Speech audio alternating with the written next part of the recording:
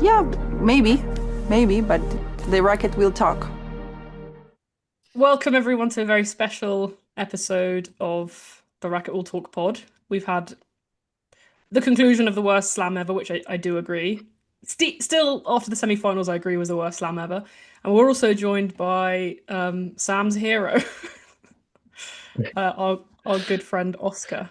How are you doing? Yeah, I'm okay. It's good to be on. Oscar just woke up, so give him some. And I've been ill for like the last 2 weeks, so apologies And if my he's voice built. is a bit croaky. And Djokovic Mm. just lost his first Australian Open final, so a lot of things going on. Tough scenes, but for How are all of you? us to an extent. But yeah, How are you, I Sam? think Sam had a bigger crash out than I did. I mean that's to be expected either way. But yeah, I'm good. I'm good.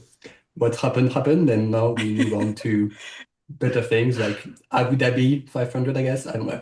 No, I just thought you were kidding. going to quote. I thought you were going The to the exactly dark quote the quote. Rafa quote. Yeah, yeah. Yeah. What happened in Melbourne happened, and now we're in Abu Dhabi. Which I'm actually not going to watch any of it. I'll just keep up with results probably. But yeah. Did you not watch Uh, the Chen Joint Classic? I was asleep, and I'm not about to wake up at crazy hours for Abu Dhabi.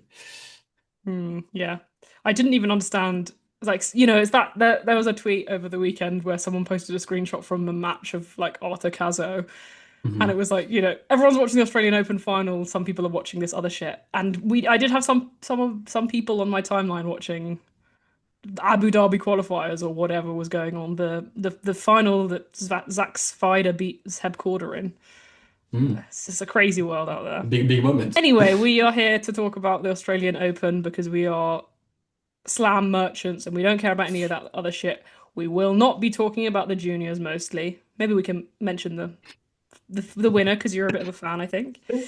I actually don't know who the boys winner is. Yeah, I I literally see. do not know.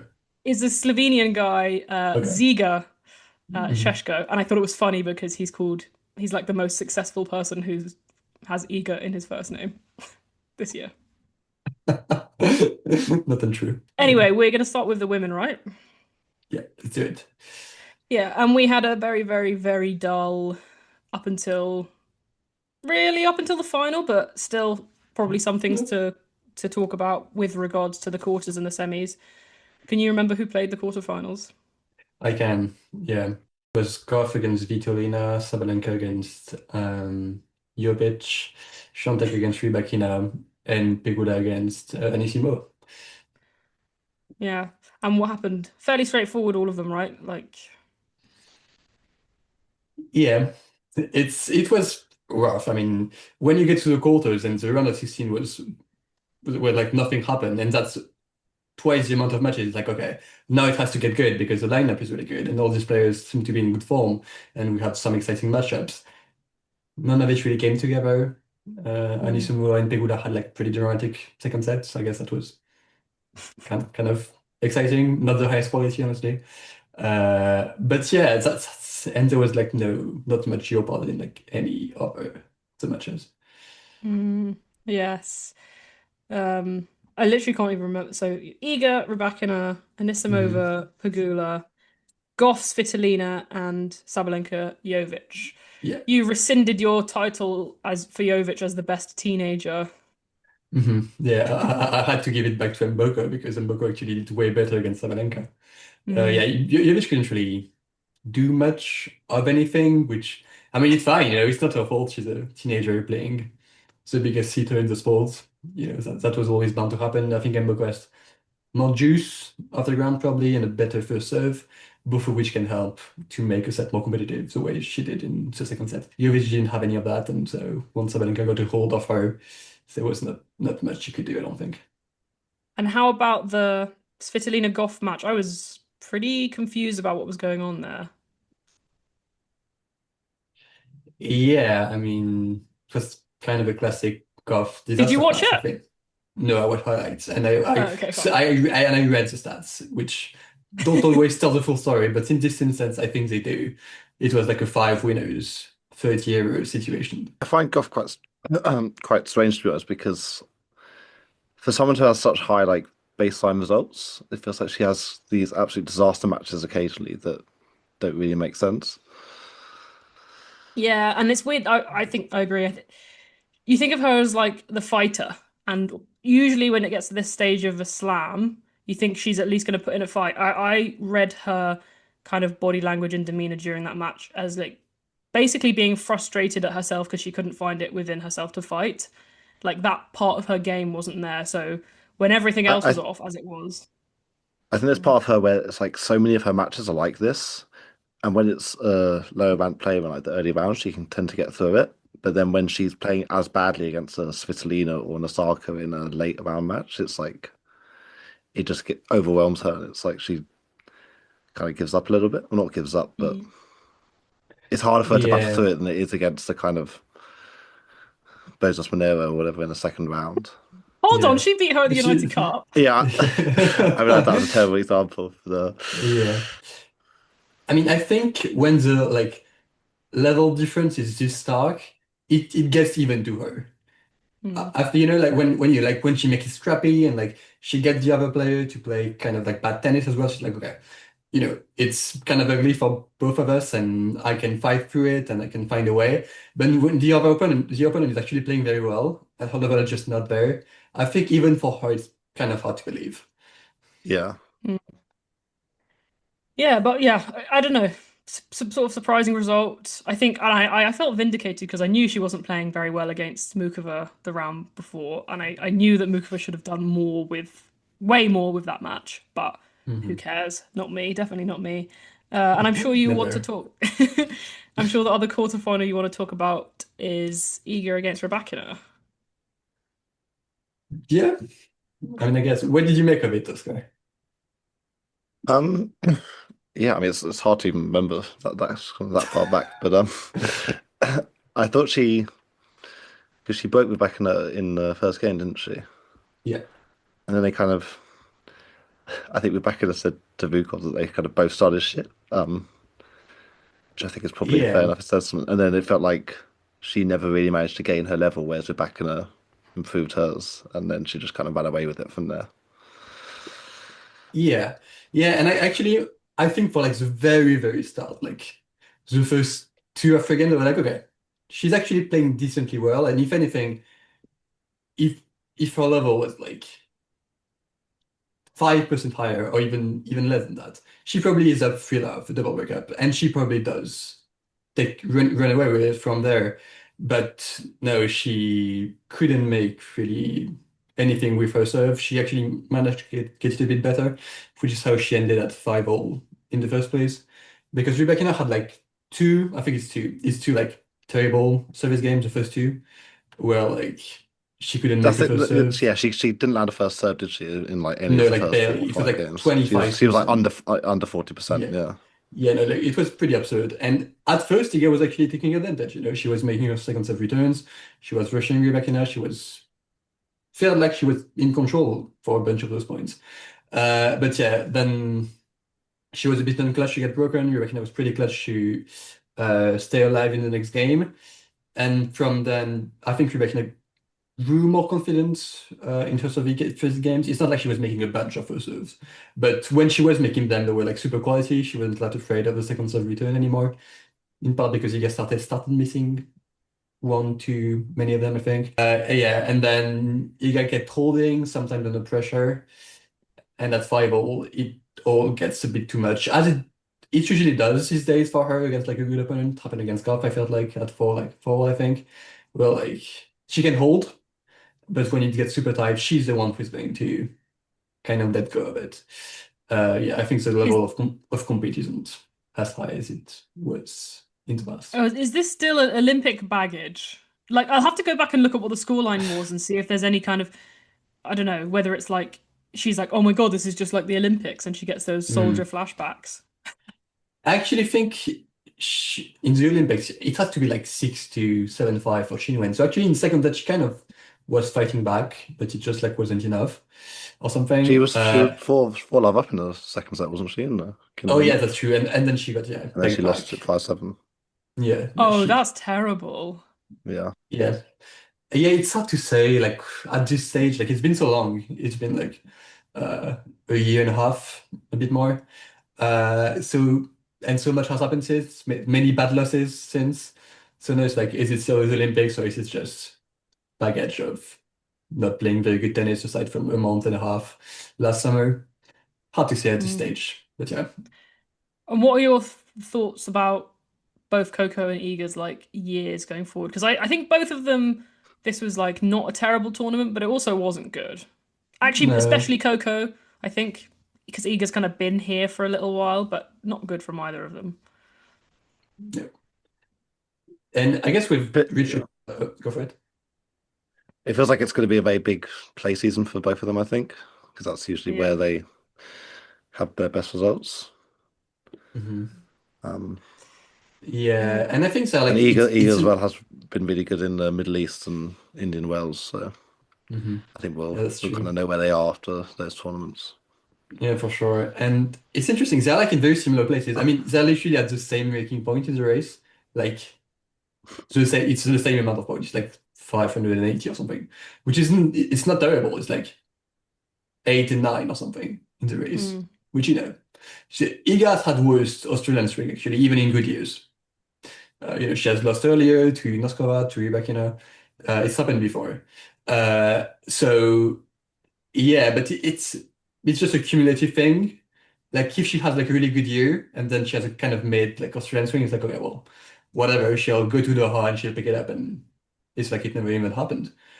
But now it's when she had even a rough time at those events last year. It's like it all feels a bit uncertain, and I don't really Mm. know what to really expect, honestly. Mm. Guess we're getting a big two then. Yeah, Big Babe too, which Yeah. On to the women's semi-finals, I guess, which were again like pretty straightforward as well. Sabalenka was like just too good for Svitolina. Like it's just like I'm better than you at tennis. Svitolina played pretty well, but yeah, just too much of a kind of difference in that. Svitolina's like what I would love to know what her records in slam semis and quarters are, but one of the best players ever to have never made a slam final, I reckon. yeah, she's like 1-4, 1-5, I think. And the issue is she always gets kind of demolished in the semifinals. So it's not like she Mm. was even ever close. But yeah, it's been a thing. This time around, I don't think there was anything she could do. Like it's like oh, she has a slam semi problem. Like No, it, yeah. yeah. I never got the feeling that she could do anything, and that's a big part of why we'll talk about her later, I guess. I think Sabalenka is going to remain number one for like still a very long time because it never really feels like you have a good game plan against her. It's like, okay, if you're Goff, you Mm. can try to push into like 80 errors, but even that is not going to happen all that often against unless it's at on Chatrier on a windy day, which is really circumstantial. And Rybakina can make it happen more often because she's like this super basher who can kind of out hit even Sabalenka. But kind of no one else really has that. Like I favor Peak keys. yeah, big keys for one tournament last year. Well, I yeah, no, but if Madison Keys could be bothered to be that good throughout the year, mhm. I was rewatching some of the final because I needed to feel something, Yeah. and like, Yeah. my God, she was just so good. Like, wow, I don't think people remember that. I really don't think people remember how good she was. People were tweeting about it, I think. Or even like about her run, like how they surely knew it was. But they were Yeah, like, it's a no. good run. It was a good run, but I think more than it was a good run, I think that was like one of the best, one of the most impressive performances from anyone. I can't say level wise, I don't know, but yeah, I thought it was incredible. Anyway, well, speaking of players who don't have a slam slam semi-final problem, but were just outplayed by players who are better than them, Jessica Pegula. Here we are again. She's still only got one Yeah. final, right? Yeah. 2-1 Yeah. against Sabalenka. Who was it against that she won the semi? Um, Oh, Good that's question, so hard. actually. That was Yeah. 2 years ago. Wait. She beat Iga in the quarterfinals, Yes, she did. and And then then she beat uh Is it was it Svitolina? No. no. hold on, give me Hmm. a second. Oh no, we don't like Googling. Oh, I Mukova. do. Okay. No, Oh no, yeah. she didn't remember How that? do you Oh not yeah, remember? she How do you did. not remember No, that? no, no, yeah, no, I do. No, because No, I you're remember now. right. Mukova was completely destroying her in the first set, and I think she Yeah, even went a break up in the second set, she and then it Yeah, was Pegula turned it around. it was another yeah. match she should have won. No, I do remember that. I was forgetting. I think I like raised it from my memory like trauma. Mhm. Yeah, like no reason. Once again, no reason for Mukova not to win that match. But I yeah. think she was literally Anyway, up 6-1 to love Mukova. yeah, she Mhm. was. She was playing. She was playing. She was like playing at the level where people were like, "Oh, she's gonna win this title," like regardless of who she plays. Yeah. Yeah, and Pegula did improve. Anyway, we're talking. I'm now talking about a different tournament that was 1.5 years ago. Yes. Yes, thoughts on the Pegula Rybakina match? Did either of you watch it? I watched most of it, I think. Yeah, I did. And I mean the first set was like kind of a non-event where like Pegula didn't start great. Rybakina found an okay level early on-ish, and she kind of she was pretty much cruising on serve. Pegula did find her serve to make it like fairly competitive and like just the one break lead. But yeah, you never had really any doubt that Rybakina would win that set. But then second set, I think Pegula was playing okay, not as well. I think she was actually disappointed. She isn't always. I think she can recognize that when she plays a good match and loses it, and it's like, okay, well, I feel like I did my part and I was playing at a decent level.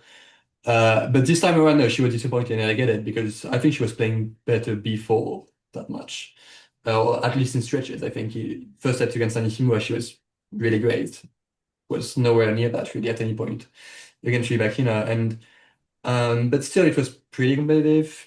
People like managed to make it like a tussle where like Rybakina served for it, couldn't actually make it. I think Rybakina was a bit tight in some ways. Not her best match of the tournament. I think she And flipped they serve out twice, didn't she? Or Yeah, she went a that's break it. down Yeah, twice, and Pegula got broken back both times. It was yeah, one of the two. something like that. No, I think she suffered twice, and she couldn't do it. So that, if anything, that was some cracks were showing, and it's kind of like with Iga, where like they didn't really fully take advantage of her bad moments.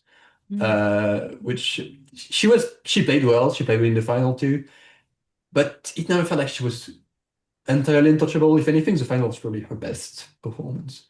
But yeah, and then they went to a tiebreak. Pegula at set point, and like entirely she ruled her first serve in, like she put no pace on it, she just wanted the first serve no matter how good or bad it was, which was a terrible idea and not how she got that lead in the first place. But that's what happens when you're like not a good big match player, I guess.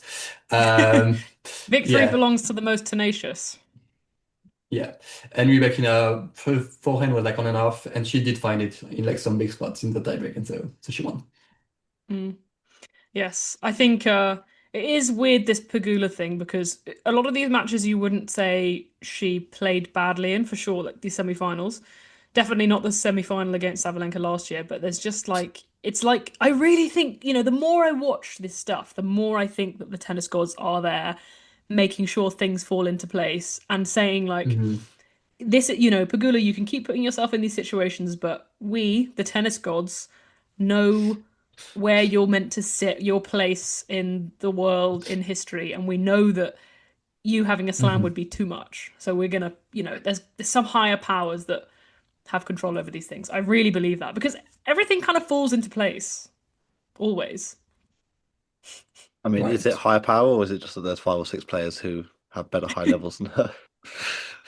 Well, I don't know that is there a difference between those two things? Mm, yeah, I think actually with only one final, you can't really make an argument that she was likely to actually do it. I think it's Go maybe a on. little bit unlucky timing wise, and that if she'd played the Mhm. level she has over the last like 3 years, if she'd done that from say 2019 to 2022, there might have been Yeah. opportunities for her. But I think now there's enough players that Yeah, just there's should be always better than her. someone. Yeah, There's But someone always that's going to be who's con some. way There's that's always better. going to be one of Yeah. Iga, Sabalenka, Rybakina, Anisimova, Goff playing well at any given tournament. Yeah. But that's kind of context. What like I believe she's better because they're all better. She's not a trailblazer in terms of level. She's not going to raise the level on her own of a tour. I Mhm. really don't believe This the thing is that if it were just it is bad luck, which I think is higher powers, that she happens to always run into one of them who she can't beat because she has beaten, aside from Sabalenka, she's beaten all of them at some point. So like in this tournament, I would have expected Anisimova to beat her because like I think if they're both playing well, if they're both in the latter stages of a hard court tournament, Anisimova's better and she should win. But Pagula gets over that. But I feel like if that had been the final, she wouldn't have. But it's never a choke. You never watch it and think like she's choked this. There's just something else there, the gods, who are making it not happen. Hmm. Interesting. Anyway, yeah, I had a whole bit about how I don't think it's a coincidence that her surname is only 2 letters away from the word regular. And it sounds like I'm calling her mid, but the word regular is more useful because it also has this suggestion of something that happens often and when you expect it. And she's just always doing this thing with great regularity, but it's never excellent and it's never good enough to be the best. So she is regular and regular, and her surname is almost regular. And it's also, Interesting. I'm going to add on to this, I don't think it's a coincidence that the Buffalo Bills are 0-4 in the Super Bowl. Jessica Pegula is a Buffalo Bill through and through. Hmm. So that's interesting, kind of. Yeah, right? It's Maybe in her like, blood, it's in her DNA. Like her family are fundamentally losers. hmm.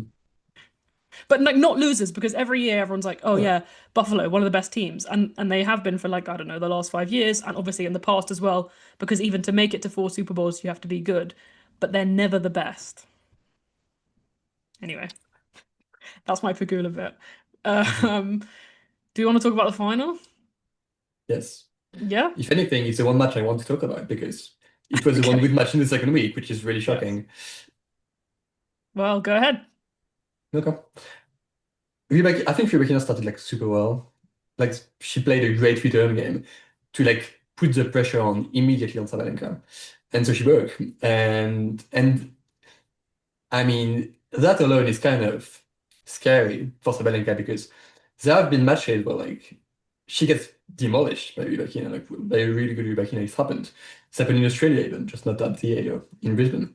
But yeah, and then from that point on, I think Sabalenka played very, very well. You know, she got some opportunities on Rybakina's serve. Mostly Rybakina was making first serves, saving them as opposed to, Sabalenka wasting them, I suppose. And then Sabalenka plays an amazing second set, like really, really strong. I mean, pretty much as good as her level for the rest of that second week was. I was always thought she was the most impressive level-wise. Her path wasn't the most impressive, but her level always stood out to me as like, oh wow, she's playing amazing and she should win this. I mean, if anything, she played well for more of the match than Rybakina, if you Hmm. think about it, because like the rest of the first set, the entire second set, most of the third set Well, she was ish. up, yeah, she was up 3-love, 30 all. I was watching it thinking like, oh, this could be a bit of a disappointing beatdown. Mm, Sabalenka's yeah, clicked into her level after like a shaky start, but ever since has just been the better player. yeah. So, yeah. Yeah. I felt like it, not to spoil what we're going to talk about in the future, but I felt quite similar to the way the first 3 sets of the Djokovic Sinner match went, where Hmm. actually I think after the first 3 games of that match, Djokovic was the better player for like almost 2.5 sets. But it's so interesting. I don't know. It's how it works. People always say it. It's how the tennis scoring system works. You can be better for this amount, but depends Hmm. on how much it gets you being better, and it depends on the score and all the situation, everything. But yeah, I mean, she's gonna think it's a missed opportunity up 3-love in the third in like the situation she's been in before. Rebecca in an Australian Open final. Was it a Yeah. choke? I think the first time she got broken back in the third, it's not a choke. I think Rebecca played really great. I think the choky, like suspicious part is that second break Rebecca The got. 3-all game I think was Yeah, pretty bad. I yeah, thought. yeah. And it's like, oh, she probably I mean, did get the the feeling that. final, the break point was a kind of forehand that went into like the middle of the net, wasn't it? Yeah, I think so. Yeah, it's one of those where like at that stage when Rebecca has real back three games in a row, she like, oh, it's probably slipping away, and she couldn't like prevent it from happening, I guess. Hmm. I mean, I was Yeah. pretty shocked by the third set to us because even though Sabalenka hasn't always had the best record in finals, she Mhm. had so much momentum. I mean, after, as you guys said, after the first few games of the first set, she was just a much better player. I Yeah. mean, Rybakina didn't really make any inroads on Sabalenka's serve in the second set. So, And then by the time she went to 3-0 up, she'd won 5 games in a row from 4-all in the second. So yeah. to then lose 5 games in a row like she did, I was because I was commuting during the first part of the third set, and I saw she went 3 up, and I was just assumed it was done. Yeah, Yeah. I agree with that. That's the kind of situation where you turn it off and you're like, okay. If you're doing something else, you're like, right, okay, Mm. she's not going to lose from here. Yeah, it was weird. I think I found it weird because it was quite an undramatic loss from 3-love up, you know? It didn't feel like a massive collapse, and I don't think that's a good sign, to be honest. Yeah, and I mean, Rybakina did play better from then on. I think her serve really picked up again in fire, accuracy, even re regularity in the way in how often she made it, and she was just playing better again. So it's kind of a surge in that sense, where like, and it can be surprising when you dominate an opponent for like 1 hour, 20 minutes or whatever it was, and suddenly it's like, oh, she's like moved up 2 years. So now what? I think that can be pretty shocking and can in fact make you lose your momentum, and because the other player is the one who is rising. I don't think it's the worst semi-final loss by any stretch, really.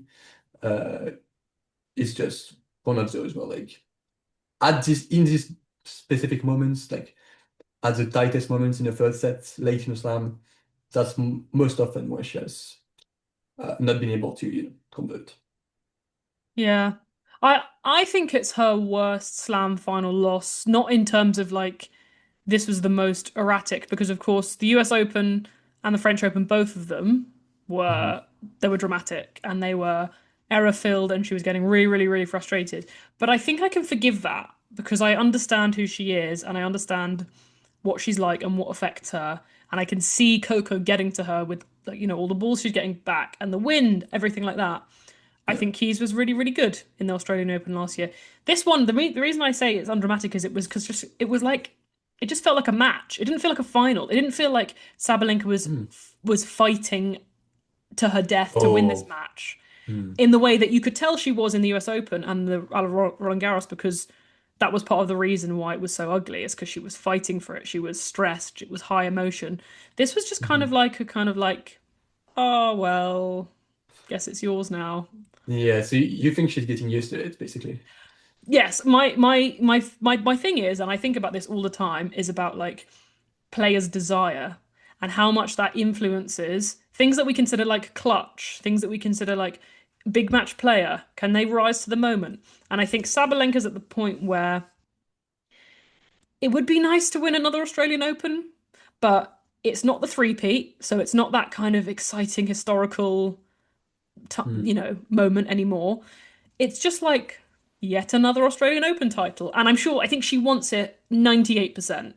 I think that Yeah. if you said to her, what would you do for this? She obviously trains really hard, she works really hard. Everything is about winning these slam titles.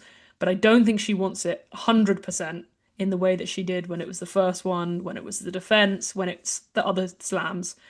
So I feel Mm. like if you were to pick this match up and place it in the Roland Garros final or the Wimbledon final, I think she wins both of them, because I think that extra 2% of desire to do something I haven't done before gives her the edge, the fight that she needed in the third set. Mm. Interesting. Are Yeah, all good to those know. reasons not things that would make her more nervous and more prone to a collapse? Yeah, so you'd either see the stressful, emotional looking loss that you get Mm. sometimes from her, or you'd see a kind of dramatic comeback or a dramatic fight. I would say the reason it feels less dramatic this one is because of the matchup. So it's a different kind Mm. of rallies and point dynamics than it would be in a golf match. Yeah, I mean, but I even distinctly remember watching that 3-all game and thinking, oh, they're playing like no rallies, and she's still like choking, hitting forehands into the middle of the net. I can totally imagine Like I was watching it thinking, oh, I totally understand why she would lose a third set really badly against Goff in a situation like this, where she's getting a million balls back, hitting all sorts of different spins and things. Yeah, but we have seen this exact match at this exact tournament, and the first Australian Open final she played against Rybakina was similarly very losable. We can say that we could look at the levels and say, okay, I think Rybakina is better now or whatever, but it's a very similar situation where Rybakina won the first set, and again, big hitting, big serving, short points. I still just think the whole thing felt more. It felt Mm. heavier. It felt tenser. It felt more dramatic. Go on. You know what? I actually think maybe it's the fact that that match was always closer than this ever was. Like there was no moment in that final where she was dominating and winning like 5 games in a row. That never happened. It was always like one break in one specific moment, and then can you keep running away with it? And here, she probably felt like she had it to an extent. Maybe not like 100%, but like, okay, I've been playing way better than her for like the past hour and 40 minutes. And I keep praising the amount of minutes she was better. But 5 hours. 3 hours and 50 minutes, the only amount of times that ever matters. But yeah, Is that the it's a cinema? it's a Yeah. Cinemark, yeah. The But Cinemark. yeah, but all that to say, maybe it's the way that maybe if she doesn't break early and Rybakina is like just good from the start of On the her third neck, set, yeah. maybe it's like I hold, you hold, and it's tight and we fight or whatever. Maybe she would have done better in that situation. I think there's also like a bit of a fear of like a lead getting away as opposed to a really tight fought Yeah. third set where like it's anyone's game and I just have to keep going at it. But that's my point about like, okay, so you're arguing, which I can see very much that being the case. She needed some kind of what's the word? What's the word? Oh my God, I've Mental. literally some Yeah. external pressure put on her. That's scoreline pressure because the Yeah. moment itself didn't feel enough for her. Like her being 3-love up in the third set wasn't enough, and it still being the third set of a slam final wasn't enough for her to kind of keep her foot on the gas and feel the moment. She needed to feel, she needed it to be closer to feel that moment, which I think is that kind of goes into what I'm saying. I think that she's not kind of almost invested in it enough. She needs it from somewhere else to get to that. I don't know. It's complicated. I don't think we'll ever know, No. exactly what she's like. But I think I observed that this slam final loss was like the meekest. Interesting. I mean, it's always with Sabalenka, it's like she has been in so many of those that I feel like you're missing something if you're just looking at the meat and potatoes of it. Like, okay, Rebecca starting serving better, and her forehand, Sabalenka's forehand kind of gave away, whatever. It's like, okay, well, sure, that did happen. And there are some technical aspects of it, like level, purely tennis aspect stuff that comes into it. But with Sabalenka especially, it's like when it's a pattern and when like she has lost, what's that? 4. Three of the last four, all of them in three setters. Like, okay, there's something to look into here. And I mean, we're all only speculating. We probably never know, really. Assume something, I guess. Yeah, I agree. We actually forgot to talk about when we were talking about the quarterfinals or semifinals. Grunt gate, Oh, hindrance gate. So yeah. this is really funny because everyone knows that Sabalenka has different grunts based on what her shot is gonna do, like wildly different. She hasn't just got one unforced error grunt, she's got different ones depending on where it's going. And she hit this, was it like a kind of spinny off balance moonball type defensive shot against Yeah, Svitolina? it was like a miss hit. I think it was off center, Yeah. off the And she thought it strings. was going out. So she did this, her kind of extended unforced error grunt, this like, oh, and she got the hindrance call for it. And it was Mhm. just very interesting. Yeah. What are your thoughts? Yeah, I think it probably is hindered to some degree, but I'm a bit surprised that they actually gave it a Grand Slam semi-final. Hmm. Yeah, it's one of those things where like hindrances don't get called a lot, even when they should be. I feel like. Mm. Yeah. I think a lot of the time is that people do those like extended grunts when it's a winner down the Yeah. line, and it's like Yeah. there's an understanding that the other player's not going to get to it, so fine. I think this was a weird call, but I also don't necessarily disagree with it. I just think it was so amusing because Yeah. she's always got these kind of variations in these riffs on the grunt, and there's one time they've really brought attention to it. And I also noticed I was a bit worried for a while that it was going to affect her because I think for the next few points afterwards she was trying to control the grunt a bit. Yeah. She even played better. Could have been her Celis at Wimbledon situation. Yeah, basically. Yeah, I was was worried wondering about that. Like, ooh, is she going to stop? But no, she just kept going, and she actually played better because Maybe she was that's why like she lost the final. Yeah. Oh yeah, history repeats itself, I guess. No, but yeah, it's interesting, and it was especially funny to me because this is against Svitolina, who no one ever talks about it because I guess no one really cares. Svitolina mostly doesn't grunt, but it's like in a tight match, in a tight moment, she goes way up there, and it's so funny to me. It's context-specific grunting. Like she can go 2 hours without grunting, but if it's like in the third set and she's like down a break point, she will go for it. It's arguably that's hindrance too, or it's like or I don't know. I think are you allowed to grunt all the way through? Should you be super consistent with it? I think that's kind of the argument of the umpire in this instance. Like, okay, well. And sometimes when it's extended and the ball is still in, it's like, okay, well, you shouldn't have made that noise when the ball is actually just now landing on the other player's side. I think that should just not happen. Yeah. Yeah. Well, then someone like Lorenzo Sonego, who has like 2 to 3 business days between Yeah. the hit and the grunt. I mean, his is crazy. I don't I know think what he's he- doing. I think he should always be getting clocked for hindrance. I think he does it literally all the time. But Yeah, I guess that's also point. the argument. Well, Like, if it's Because all the time, maybe it's not tennis has this weird thing, which is that if any other player did his grunt, it would be considered a hindrance. But because he does it every single Yeah, point, exactly. he's like allowed to do it. Yeah. This grunting discourse, I could literally talk about this forever. I think it's I'm I the find complete it opposite. I think it's really boring. You find it boring. I think it's boring when people are like, "Oh, it's so unfair. Sabalenka's a terrible person because she grunts, and oh my God, she might be a man as well." I, I think it's crazy when people don't grunt. Like, how are you doing that? When I hit a tennis ball, no matter or when I swing to hit a tennis ball and I miss, I will still grunt. Like, I don't get how they manage to do it without grunting. Yeah. I mean, I don't really make a sound. Don't know. I think because I think it's like physical. I think that there is the way your body is moving. Yeah, I mean, you're releasing I something. think it's like scientifically proven, isn't it, that you can be stronger if you Yeah, kind of breathe out when you. Yeah. I would expect that. Anyway, that was a kind of amusing and dramatic moment in a match that was like Yeah. otherwise not Yeah. that. Yeah, snooze fest, yeah. Otherwise, on the women's draw, they've got this new thing, which I'm sorry, this doesn't happen in the men's. I'm pretty sure they give the coach award, right? I didn't see it happen in the men's. I think they did do it. Oh, okay. Sammy then- Lopez got an award. Yeah, Yeah. I fair think enough. I think they started it last year.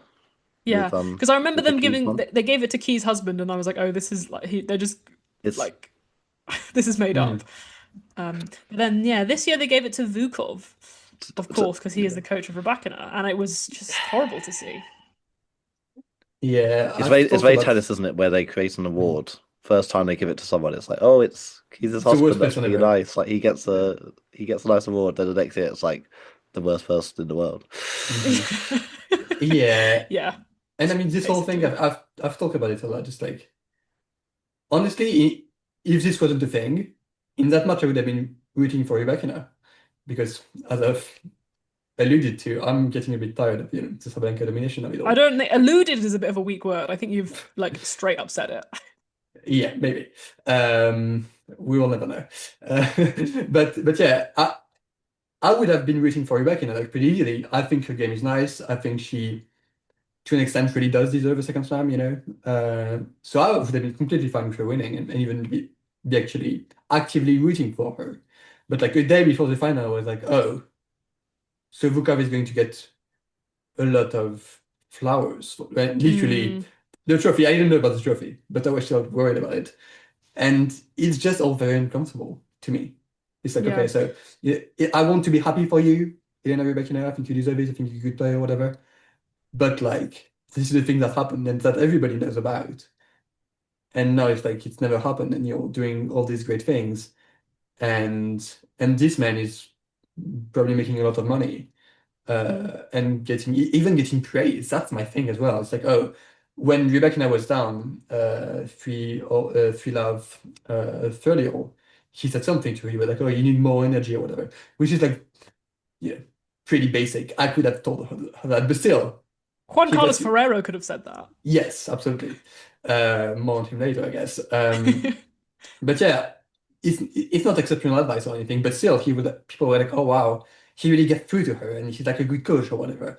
And it's like, why is this happening? I'm uncomfortable. I don't like it. I wish, yeah, it's all kind of terrible to me. And in those big matches, especially, it makes me not want Rybakina to win, which is unfortunate.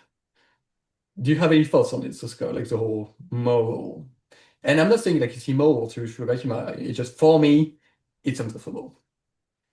Yeah, I guess it kind of gets into the question of like, should you want her to do worse because of him? You know, is that Yeah. Yeah, it's not her fault, and I know that. It's something I can't ignore. It's always in the back of my mind to an extent. and it's like if she has like worse results, is that gonna like mean he leaves? Like I don't. But like Yeah, I he's don't probably know. quite entwined, Yeah, but you get less praise for it, I guess. Probably.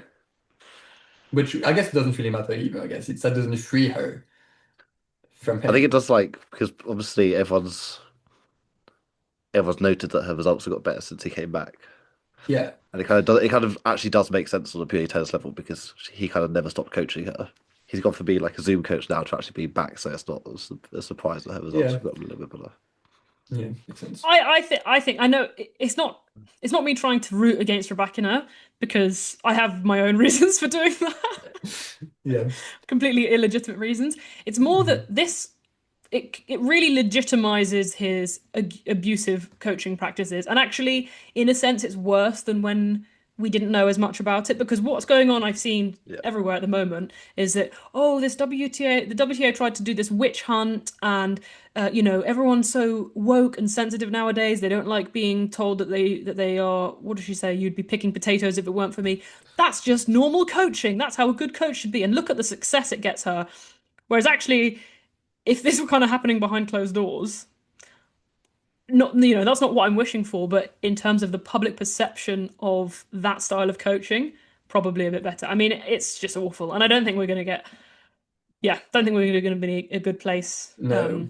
I think And the best thing we can hope for is that her family, at some point she realizes someone who makes me cut off my family is not the best. Like this isn't a good thing to have yeah. to do. Yeah, and to be clear, we don't have like tons of evidence that this happened. But I mean, Rebecca's sister, for instance, used to be there a lot at her matches, courtside.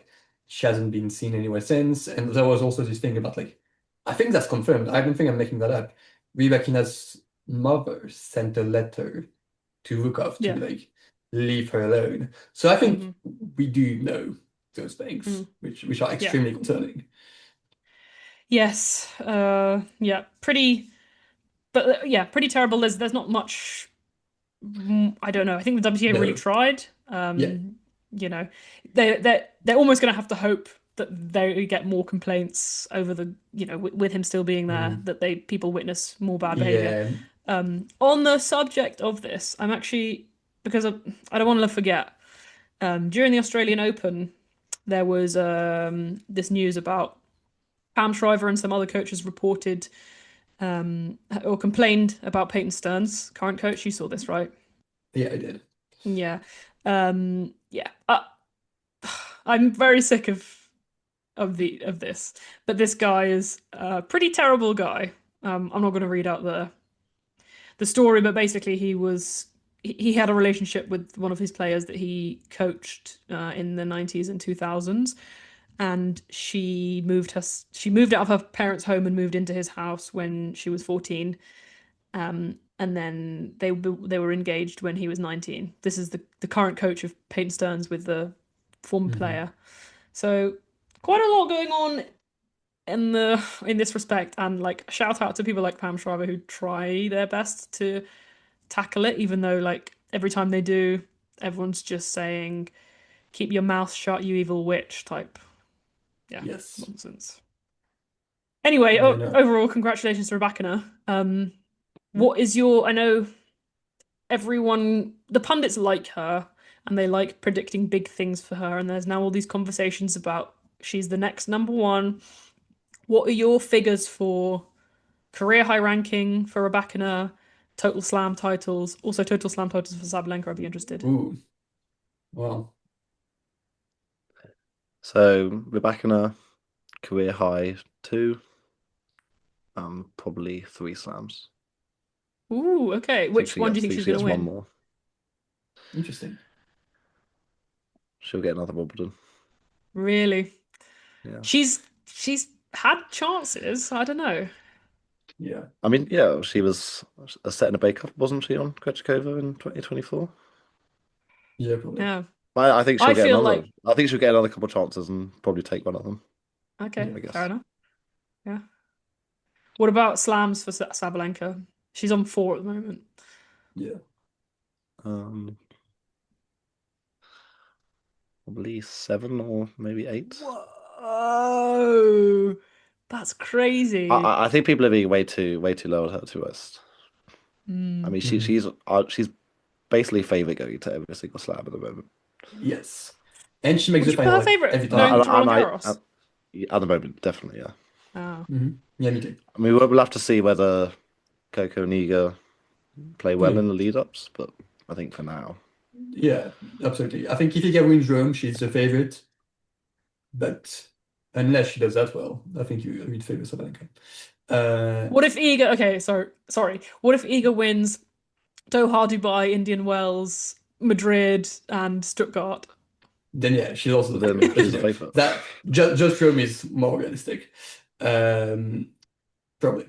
But yeah, as far as Rybakina, I find it difficult to, but I guess it does make sense given that she literally took her 3.5 years to get in that position again, to win a slam again after her first. So that's a pretty long time. But for me, it's difficult to see a player who's like, what, 26, who clearly has a super high uh, top like draw level, and be like, okay, she's winning another one and then ever again, especially given how long these carries are now and how long people can play well for.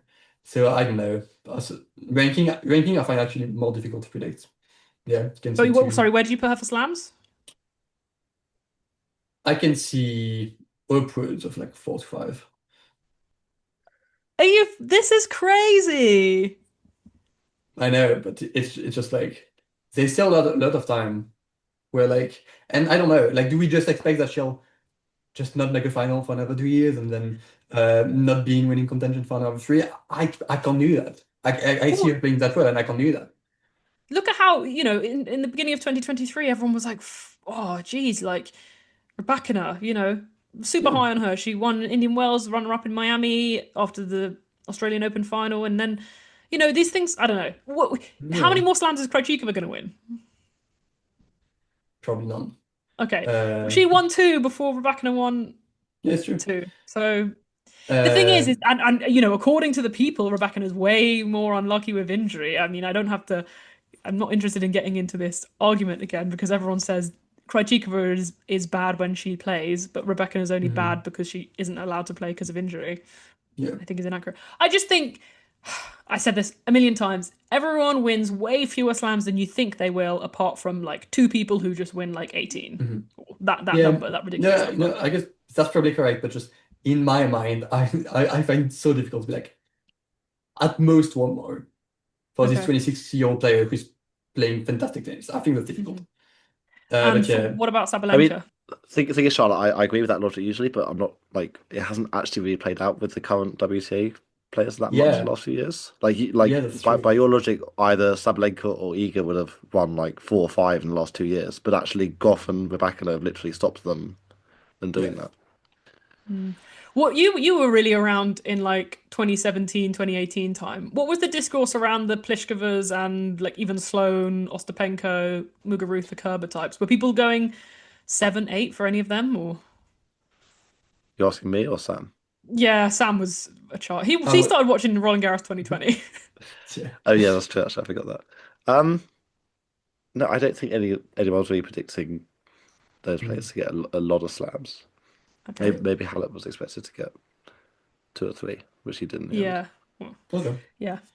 I Fair think at enough. the time, like, I mean, I unfortunately I didn't follow WTA as much back It's then, okay. You can say it. We forgive you. but I don't think the perception of any of those players was ever really that high. I think it was kind of Mm.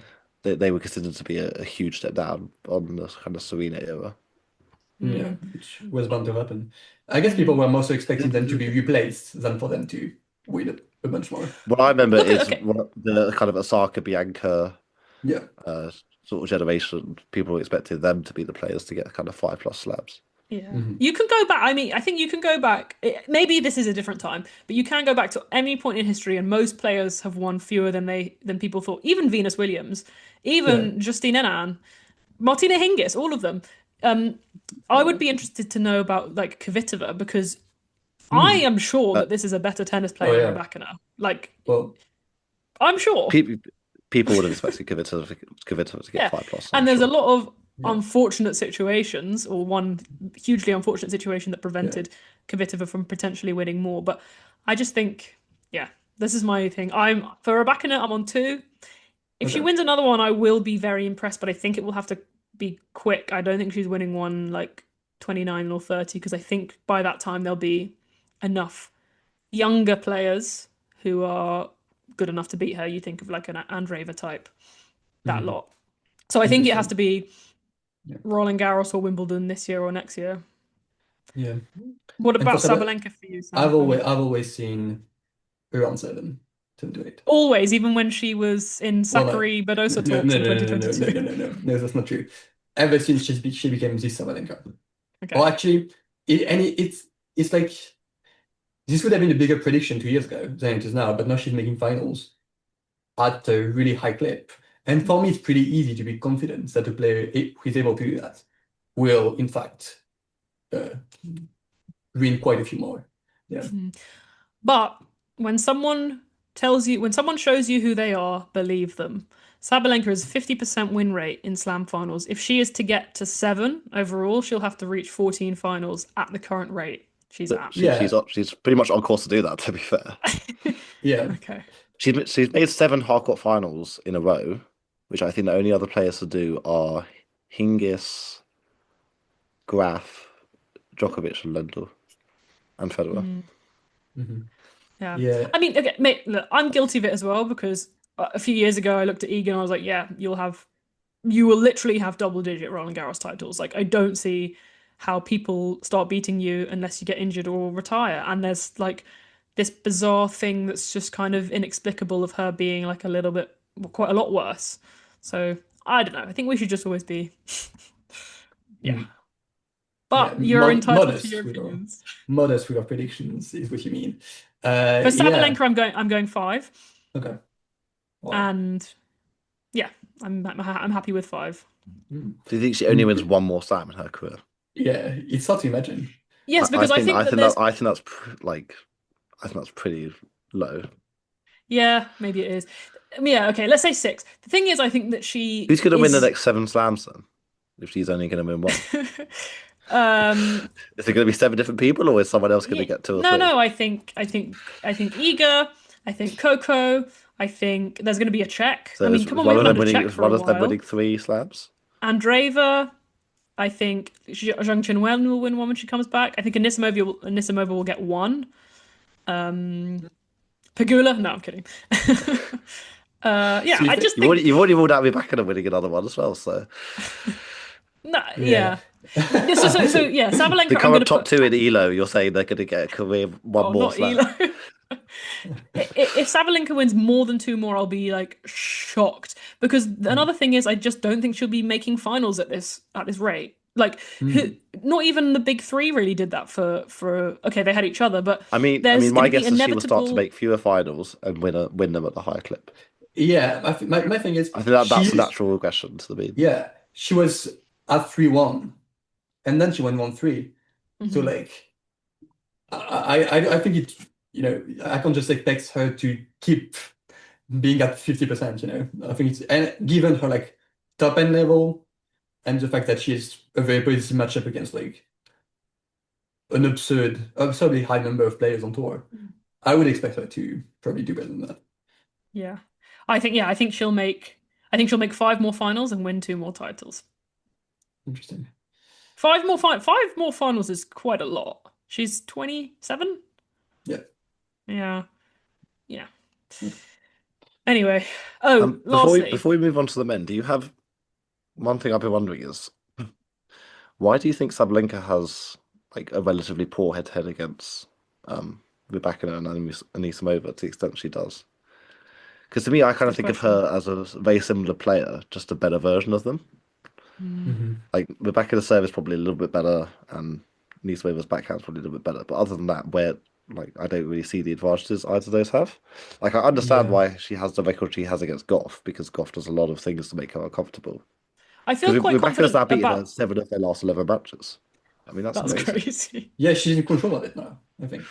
But it used to be like, I mean, Sabalenka used to own that head to head quite a lot, quite a bit, I think, right? No, Yeah, I but we're mean, talking like 2021, 2022 kind of. Yeah. yeah, she was way worse. And she used to win only like 3 setters. But then like pretty I'm often not now. con Yeah, I'm she's not only ever convinced beaten Rybakina Rebecca was way once worse, by in the straight way, in 20. sets. Yeah. In 21, yeah, she was way worse. No, no, no, no. Rybakina. One thing about Rybakina is for sure she is overrated now, but I think also for sure she was underrated when she was young. 2019 onwards, she was a very, very good player and a very, very promising prospect, and people seem to kind of overlook her. She wasn't doing much, was She she? choked a lot as well. She should have won Olympic gold in 2021. Hmm, interesting. Anyway, good question. I feel confident about the Anisimova one because I thought about it before as an overall package, like regarding Naomi and Sabalenka as well. I think that Anisimova's ability to absorb pace, it's like a Benčić, means that if she can get to the ball, the hard hit ball that's coming off big power players, the strokes aren't going to break down from that.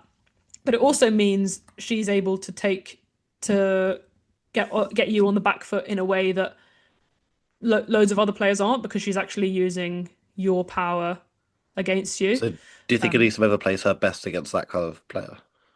um, yeah, I would say so. I mean, she has. I do think in the last like 2 years Because she's she's obviously a developed her powerful player game. and good at redirecting, so it's kind Yeah, of yeah, yeah. She Hmm, she. So that's the reason. One of the reasons I think she's better than Bencic is because she can generate her own power.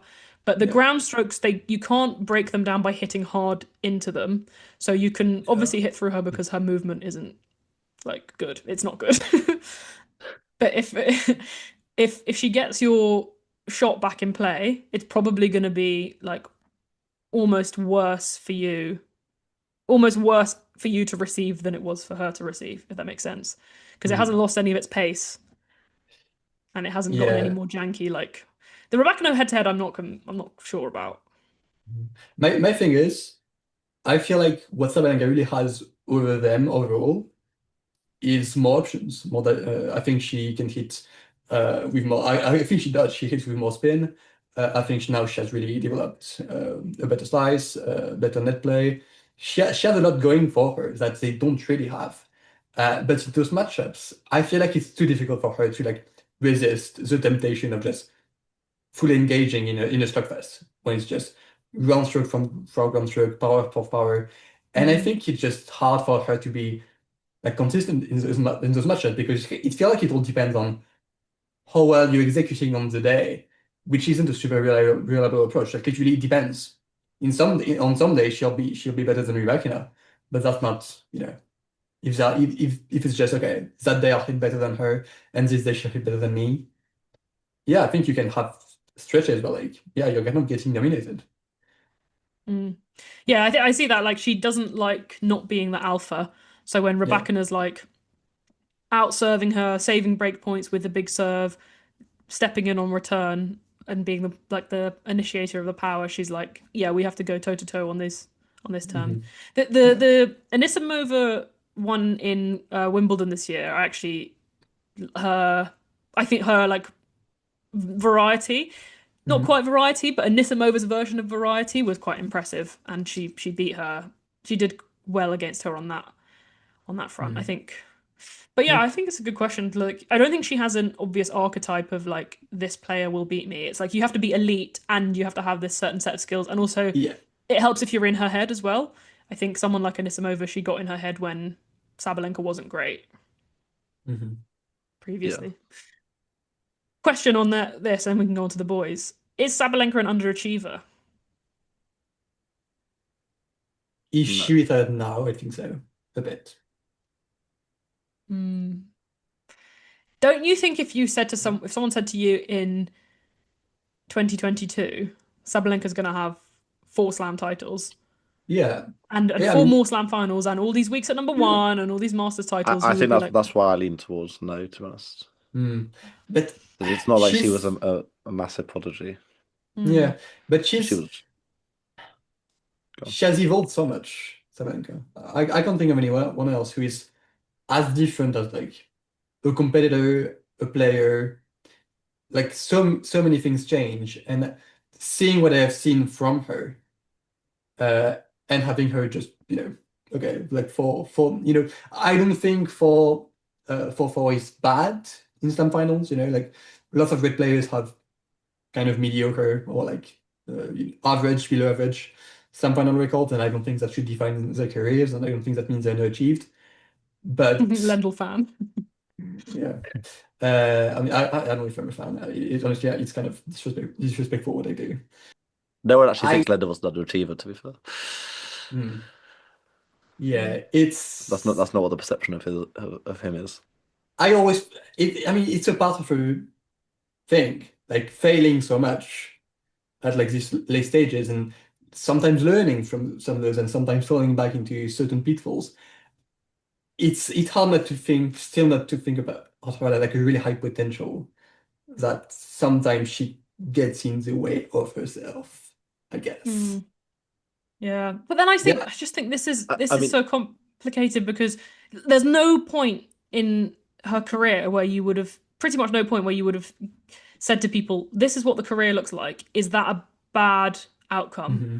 So if you said to her, if you said 4 years ago, 6 years ago, it wasn't like she was insanely talented as a child and then had this period where she looked like she wasn't going to do much and then kind of rose to the that top level. I think this is not what underachieving is. I think she is not a maximizer, but Yeah. I wouldn't say she's underachieved at all. Anyway, Yeah, maybe it's a bit harsh, yeah. I don't know. go on, Oscar. I mean, she's the second most successful player after since Sharapova. Yeah, yeah. That's like 20 years worth of players, basically. Yeah, I Mm. think like if you talk about underachiever, Barty's an underachiever because she skipped half of the tennis when she was playing, and then she retired at 25, which is just insane. But I think that's different though. I don't think she underachieved in her time on tour. It just No, she cut that time off massively. but like underachieving is like did you achieve less than you should have? And I think she should have if she were a serious human being worked until retirement age. You can't retire at 25. It's just ridiculous. Yeah, well, And it wasn't like I mean, a I I mean, Barty maximized the time when she was at her best yeah. in a way that yeah, maybe she Sabalenka maximized hasn't. But by then being incredibly good. Sabalenka's thing is she's maximized the amount of time that she could be an elite player, really.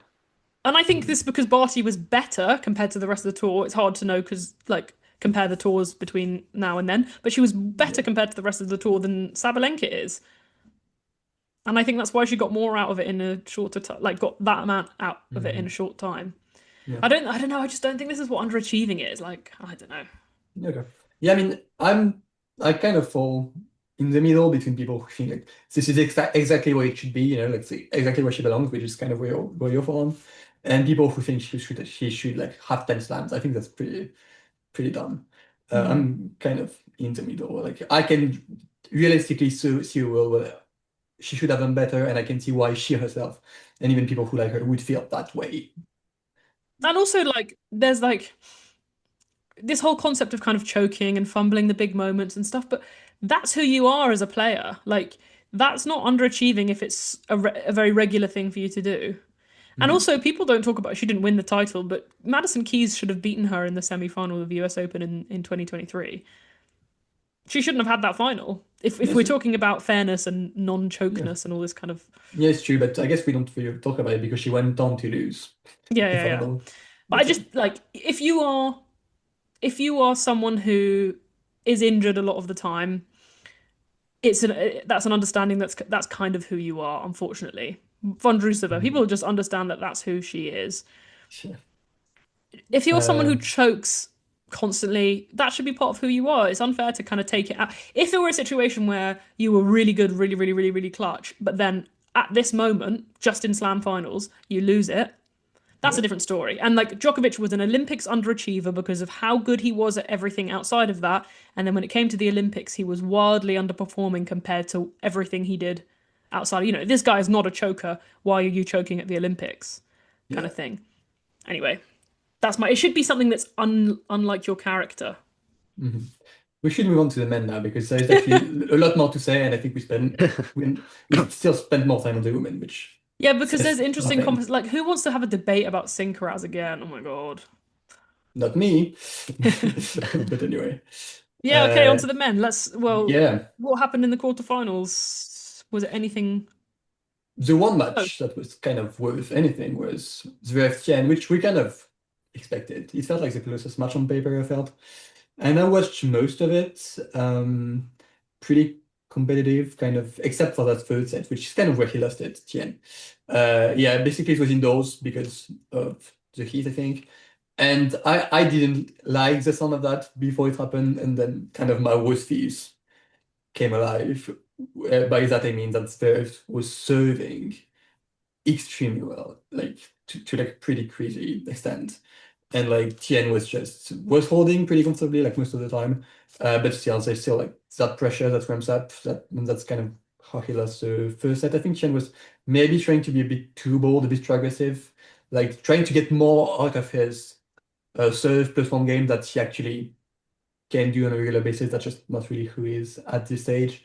But yeah, and then second set, amazing set where it went to a tiebreak. Zverev was not missing a first serve, and still like Tien was able to find some crazy good points. Like the last three or four good points of the set were amazing.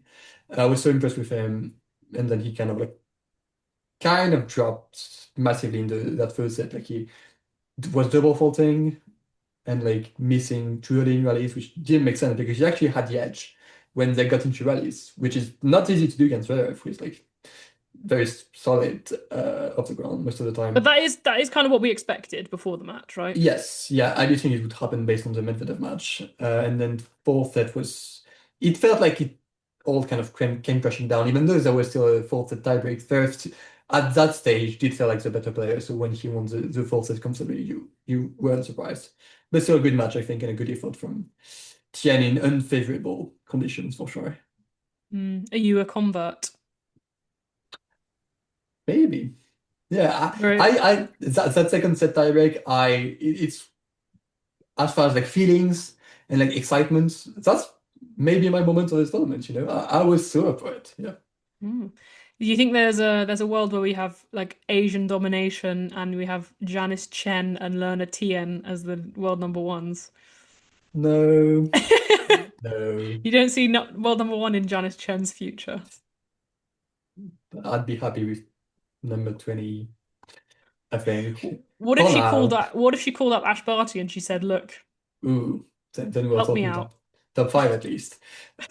She needs to teach her seven slices. Do you remember that thing about Barty having like seven or eight different slices? That's in her book. I read her book. I don't know if you Oh, read I her need book. to read her book. I didn't know that. Oh my God. Yeah, she talks about having learned seven or eight different types of slices based on like how high it is, how close to different parts of the course it is. Yeah, it's quite really Bloody interesting. genius.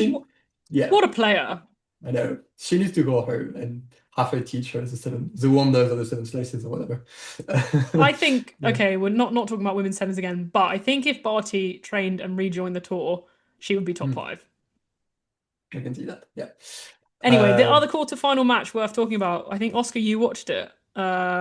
Two set E versus Djokovic. He lived up to his name as he always does. I realized this. I think he's played every slam I, match he's played against Djokovic, he's won 2 sets mhm. yes, I and no think so. more. Yeah. I loved that Sam, after he won the first set, said, "Will he lose in 4 or 5?" And he managed to lose in 3. He lost in two. He lost in two and a Yeah, bit. two and He a lost in two half. and a half. Yeah. 2.3, Oh, 2.4. Yeah, I mean, yeah. I was very impressed with him when he actually before he Mhm. did his scoring.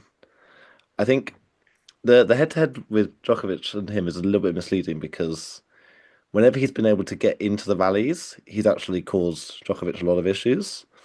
It's just that for most of his career, that's only ever been on clay and usually only for 2 and a bit sets. Whereas now we saw in the Athens final at the end of last year, he's actually managed to become that player on hard court. Um, Mm, Djokovic started the match pretty well in the first like 2 games, and then after that, the errors just started racking up. Seti Mhm. was returning really well. I mean, his defense is unbelievable. People mm. sometimes, I think, overlook the racket skill element of defending, and they just see it as like a purely athletic thing.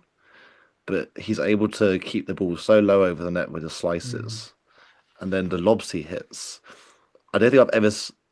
I think I tweeted it's basically only him and Murray I've seen actually entice as many Jocko smashes out of him. I think he hit like 3. He missed like 3 smashes or lost 3 points on where he hit smashes in like his first 2 break of serves. Yeah, It's very I Ron think maybe Drewson-esque, this thing about having, not Yeah. to talk about women's tennis again, but like your racket skill coming into your defensive play. I agree with that, Musetti. I think that's such a good point. yeah. People don't think about that. I think that is a good comparison with the two of them actually. I think also like I saw people mention that maybe compared to like the Sim and Alcaraz matches, the day conditions maybe Djokovic was struggling a little bit to control the ball as well. It's a big thing, Um, isn't it? It always felt like when she's playing kind of bad at AO, that's in the day. yeah, I mean, even like going way back, like the Gilles Simon match where he hit 100 on 4 sevens was also during the day, Yeah. Wow, and then it's he played, impressive that you remember and that. then that tournament he played unbelievable for like the last 3 rounds, all in the night sessions. Yeah. That's So I so think maybe specific. I can't think of anything else like this. Well, like, I mean, I can think it of players also who, like the match reminded me actually a little bit of the semi final with Sinner 2 years yeah, ago, where yeah, he tried to come out playing really aggressive and just could barely land the ball in the first 2 sets. yeah, no, it's really crazy to me, this thing about like, but I mean, indoors, outdoors, I think that's easier to make sense of as like, okay, those are conditions that really benefit certain players who serve well or whatever. But like this like big delta between how he's playing in the night session and the day session, I can't think of anything like this. It's Well, wild. Djokovic, he hates the It's heat. We know that. So if it's a hot day session, that makes sense to me. He's typically struggled in the heat. it wasn't especially hot though. Okay. I No. don't think it was really a physical issue. I think he just wasn't executing his aggressive ground strokes Like as well as he yeah, could have. his ball just isn't doing as Musetti much. returned unbelievable as well. Like he Mhm. wasn't getting a lot of cheap points, Yeah. and even the kind of supposedly easy +1s, they were usually on quite low contact points. He was getting burnt at the net quite a bit. Like Musetti's passing shots Oh yeah, are really true. good. Yeah, it helps having the one-handed backhand for those. I think like Sinner can obviously pass Djokovic because his backhand is like incredible, but aside from that, or not just Djokovic but anyone, but yeah, Musetti's passing shots, he was doing them well against Mahatch as well. Mm. We had a bit of a discussion of this on the last episode. What do you think has been the reason for Musetti's improvement on hard court? I'm not really sure to be honest. Like when you saw how he played this tournament, it's kind of it must just be a kind of general overall improvement.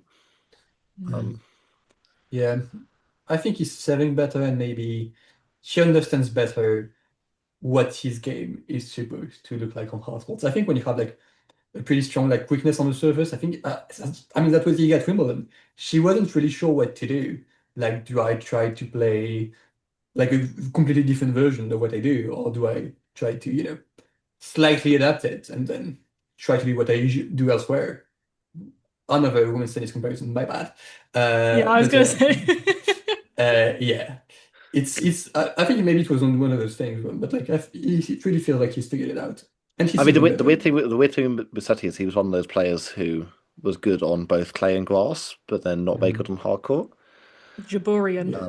Yeah, Yeah. and that's kind of it's a little bit different if you're that kind of player to if you're like only good on clay or only good on grass. Like usually the Yeah. players who are good on both of them, they have the skills that can translate to hard court. Maybe it just hasn't come together or Yeah.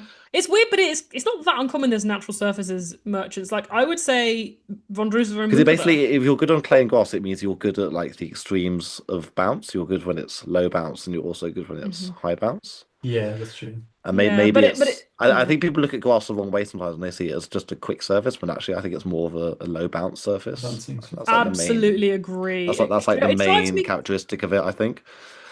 Yeah, So it maybe drives me maybe crazy Musetti when has people. struggled in fast conditions, but been good when he can either get his slice into play Yeah, or heavy topspin. Yeah, yeah, I agree with that's that. also very teeny actually. I think Mm, Bertini's the same. yeah, I agree with that. If you got heavy topspin forehand that needs a little bit more time, you can do well on clay. If you got a really cutting slice, probably do well on grass. And I agree, it's so annoying people think any basher is going to do well on, especially happens in the women's side. Any basher is going to do well on grass because it's just about hitting hard. And it's like, no, it's obvious to me that Naomi probably isn't going to be very good on this surface because she can't hit low balls. She can't slice at all. She can't deal with anything that's low down. So feels very clear that this isn't it's going to be a struggle for her, and not surprising that she was better on clay sooner. I always Yeah. think there's just like those are the talented players, the ones who are good at clay and grass, like the classically talented ones, Yeah. classically talented types. With good hand skills and stuff, yeah. Yeah. What do you think about was Djokovic losing this match had Musetti not had to retire? I don't know. Probably yes. Yeah, I think Really? it's more like I think it's It's- way more likely than it was before. Like when he was when Djokovic, I don't think Djokovic has done the like struggle bus for 2 sets and then coming back in Yeah. 5. I don't think he can really do that anymore, and No, that's why he doesn't have the physicality of yeah, it, no. I think He that's hasn't, he what he's hasn't done more it since 2023 US Open. yeah. So that's why now he's more clinical in first weeks because he understands that he really can't afford to fuck around. Like he has to be fresh. He has to be as efficient as he possibly can. He has to get Uh, walkovers. well, Was that Laszlo Jera in the 2023 Yeah. US Open? Okay, Mm. good that that's information that lives in my head. yeah. But yeah, so yeah, he probably would have lost it, I think. Crazy. But I guess you never know for sure, given the history as well. But it's like a 85% chance for Musashi to win from that point on. I don't know, something like that. Yeah, I it's mean, quite I generous wonder considering if your he would have initial changed reaction. his game a little bit, because he, dialed back the aggression a little bit and kind of really locked in. I kind of inclined to think he might have done a little bit of a soft tank, to be honest. Yeah. With I'm not sure 2 sets down. I'm not sure he would have thought, if I win a 4.5 hour war, Yeah, and that's then my I play thing. Sinner in the semifinals. Like I think he just wouldn't have been that into that, to be honest. Yeah, and I think he would have he's kind of accepted his fate a little bit, and that's why Mhm. he pretty much said as much in the interview afterwards. Yeah, he said so. He said I was going home. Which Like maybe I don't think if that had happened during 2021 Roland Garros, I don't think Novak would have said, "Oh, I was definitely going home." yeah, that's true. But yeah, no, he was likely yes going home. But yeah, never entirely no, I guess. And that means the other quarters were like really straightforward. Domino tried his best, bless his heart, I guess. Against Alcaraz, there was nothing to be done. I think he actually tried to hit harder. There was this one quote where like he was he was losing, of course, and he was like talking to his coach, and his coach was like, "You have to put more on the ball and like make it uncomfortable and whatever." And he's like, "I can't hit any harder. I can't do that. I'm already hitting as hard as I possibly can, and it's not enough." So well, yeah, that sums it up. He can't do it, unfortunately. That really made me laugh, Yeah. because like, what does it say about tennis coaching that we're supposed to be getting these amazing like TV insights of like the coach talking to the player, and he's basically saying, "Oh, you need to And it's like the coach is learning that day that Dimonor doesn't have Yeah. the power to disrupt Alcaraz. It's like, Yeah, sure. He's just like, like dude, you have to anyone hit who's watched the two harder. players once would know that's the case, you know. Yeah. Dude, Alex, you have to hit harder. And then Dimon was like, I can't go any harder. He's like, okay. Try serving 10 miles an hour quicker and beefing up your forehand. Yeah. So fun. Yeah, honestly, I say this all the time. People think coaches have this like unique insight. This like most of them don't. Most of them, it's like I can help you when you're off the court, and I can observe things because I know what you look like, so I can tell when you're not following through on your forehand very well in practice. You can adjust, but I don't think that they have like the keys necessarily to beat every single player, especially when it's someone who's so much better than you. I don't think Yeah. they have that. The tactics are a whole different thing, and you can tell because there are so many pundits who it's like they talk about tennis, and you're like, what the fuck are you talking about? You completely misunderstood the dynamic of this matchup. Like what? But if they were to go out on the practice court, they could observe that, oh, so and so's not getting enough topspin on this forehand because they those are things they're used to, but the tactical approach is like a different thing. You have to be kind of a bit smarter, no offense. Yeah. But yeah, How, nothing. No, no, I don't think there's how that many much more to losses say. to Alcaraz? Is he Like close to 8. adoption? 8, okay. That was maybe it's less, maybe 7 to 8. I don't know. And I think Has he he had ever match beaten point. him? No, no. He Because he had was match very point in close their in first Barcelona, match. It wasn't must have been Yeah, right. in Barcelona. I don't know if it's the first match, but yeah, it was in Barcelona in 22. Mm. But yeah, and then Sinner against Shelton. I mean, there's nothing to say about this match. Like, Mm. Sinner was just sturdier, a better Mm. baseliner, was able to drive traffic to Shelton's backhand more. I actually think Shelton did well in some aspects. He was actually hitting his backhand better than I've seen in other matches against Sinner, but it's still not enough. It's probably a bit disparaging for Shelton, who was actually playing some of his best stuff ever in the rounds coming in. But yeah, One thing about Ben Shelton is as like explosive as he is, and as big as he can hit his serve and his forehand and all Mhm. his volley, great volleyer. I don't like his rally tolerance. I don't like how breakdownable his ground strokes are, and I think that someone like Alcaraz or a Sinner, obviously a Djokovic, they'll just know that, and they'll just say, right, we're happy to stand at the back of the court. I can kind of go hard into your forehand or Yeah, your backhand, and you're not going to be able to keep it up. But this rally tolerance thing is it's really a big thing that that you need to be able to get to that yeah, elite level, and it's something I think like watching Musetti, very impressed with his in yeah, comparison to and someone like Shelton. yeah, and Sinner just makes too many returns still at this point. Mm. Like Yeah. So there are too many rallies. It's too many long points. It's not possible. mm, yeah. And then that was again the boring portion of Yeah. the tournament over. I guess this is when it was at its absolute lowest, and then we got the men's semi-finals, which I think they were actually pretty entertaining matches. If we start with Carlos against Zverev? Yes. Yes, I didn't watch the majority of it. I can weigh in and correct where people have said wrong things, but what do Yeah. you guys I mean, think? live I only watched the first set and like literally the very end of the fifth because I wanted to see something for myself, and I did see it because yeah. Um. It's quite funny because I watched the first two sets and then I went to Okay. sleep and I set an alarm in time for the Djokovic in the match. And I Mhm. woke up and Zverev was a breakup in the fifth set. Yeah. Yeah. Same actually. What Um, The exact same time. overall couple of questions. Would have been straight sets if Carlos didn't cramp? First question. Second question, what's the second question? Did anyone ever worry that Zverev was going to win the match? I, Yeah. I mean. I think it probably would have been straight sets, but I think it was still on serve quite late in the third set when he started cramping. I'm not sure. So Mhm. it probably would have gone down to like a tie break set or maybe Yeah. And I maybe did. Zverev would He have got he was broken still at two 4-5 or he 5-6. he was Mhm. still 2 points away from it though when Zverev was serving to stay Even with in the the cramps, third yeah. set. Even with the yeah, he did that thing. Yeah. I love this I love this thing this when players cramp or get injured and then they start playing like Fabio Fanini. Because they're just these like walking around, slapping forehands no matter what. And Yeah. that is what Carlos was doing. And he has had success doing that before. He nearly beat Cam Norrie in Rio with that. And he Mhm. was close to doing it against Zverev. I think Yeah. it was 15-30, Yeah. something like that. My thing, I think, yeah, based on that, I do think probably Alcaraz wins in three, but I do want to say I don't think Alcaraz was playing great. In the first Mm. set, I didn't think so. Uh, it all felt pretty scrappy from both, lots of like bad misses from the baseline. And yeah, I don't think tactically he played the way he should against Zverev, to be honest. I think yeah, it's no, quite and hard in like hot day conditions on a hard court where it plays yeah, quick, but I think he was too much into these kind of just back and forth bashing rallies, which yeah, and yeah, like his main advantage over Zverev is his kind of soft skills and like his mhm, ability to change it up and stuff. yeah, and like the way they lost that set, I mean. That's so bad. I think it was like 5-4, I guess it had to be. And he threw I think in. he Okay, double yeah, faulted no, twice in the game. He got yeah, broken in the yeah, first set.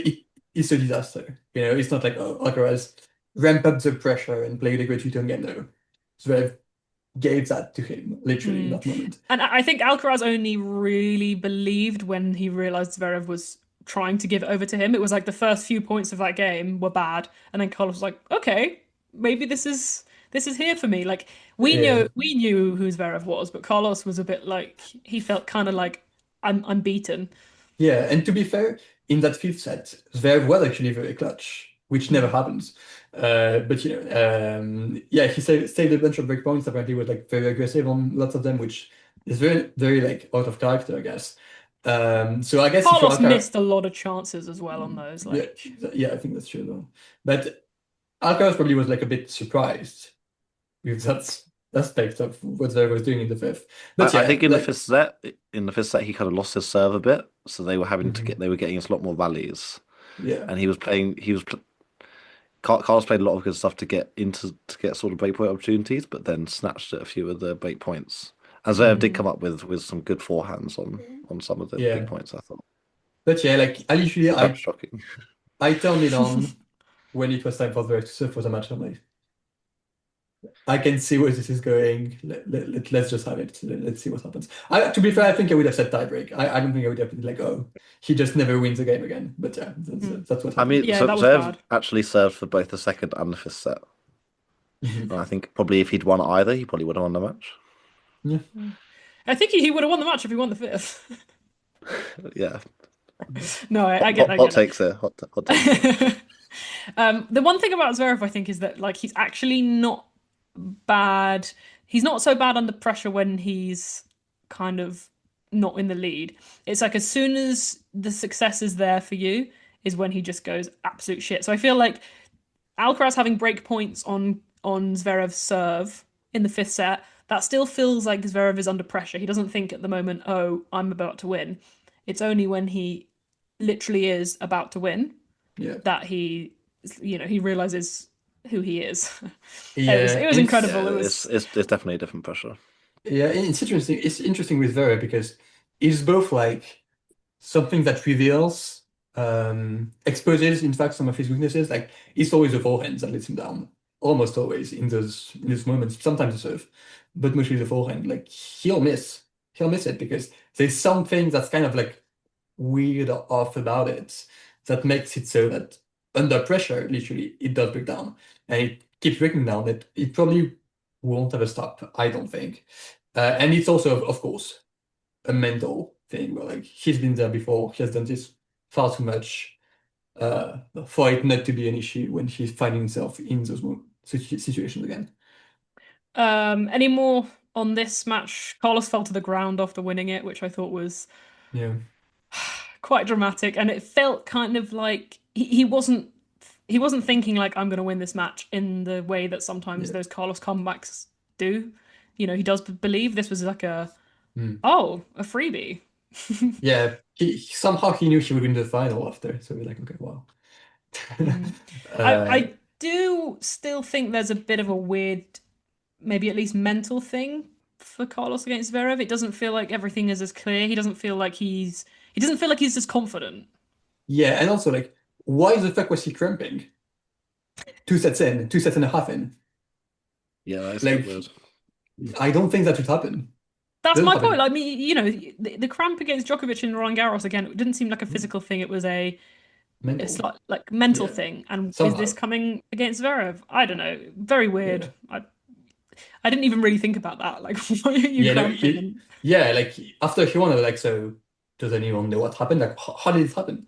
It's very bizarre to me. And I actually think like even the science on cramps isn't like fully confident about like how it actually appears sometimes. I don't know. But yeah, somehow it happened. But yeah, he survived. That's really the word, right? oh, here's a question: is Zverev ever going to make another Slam final? Um, Maybe.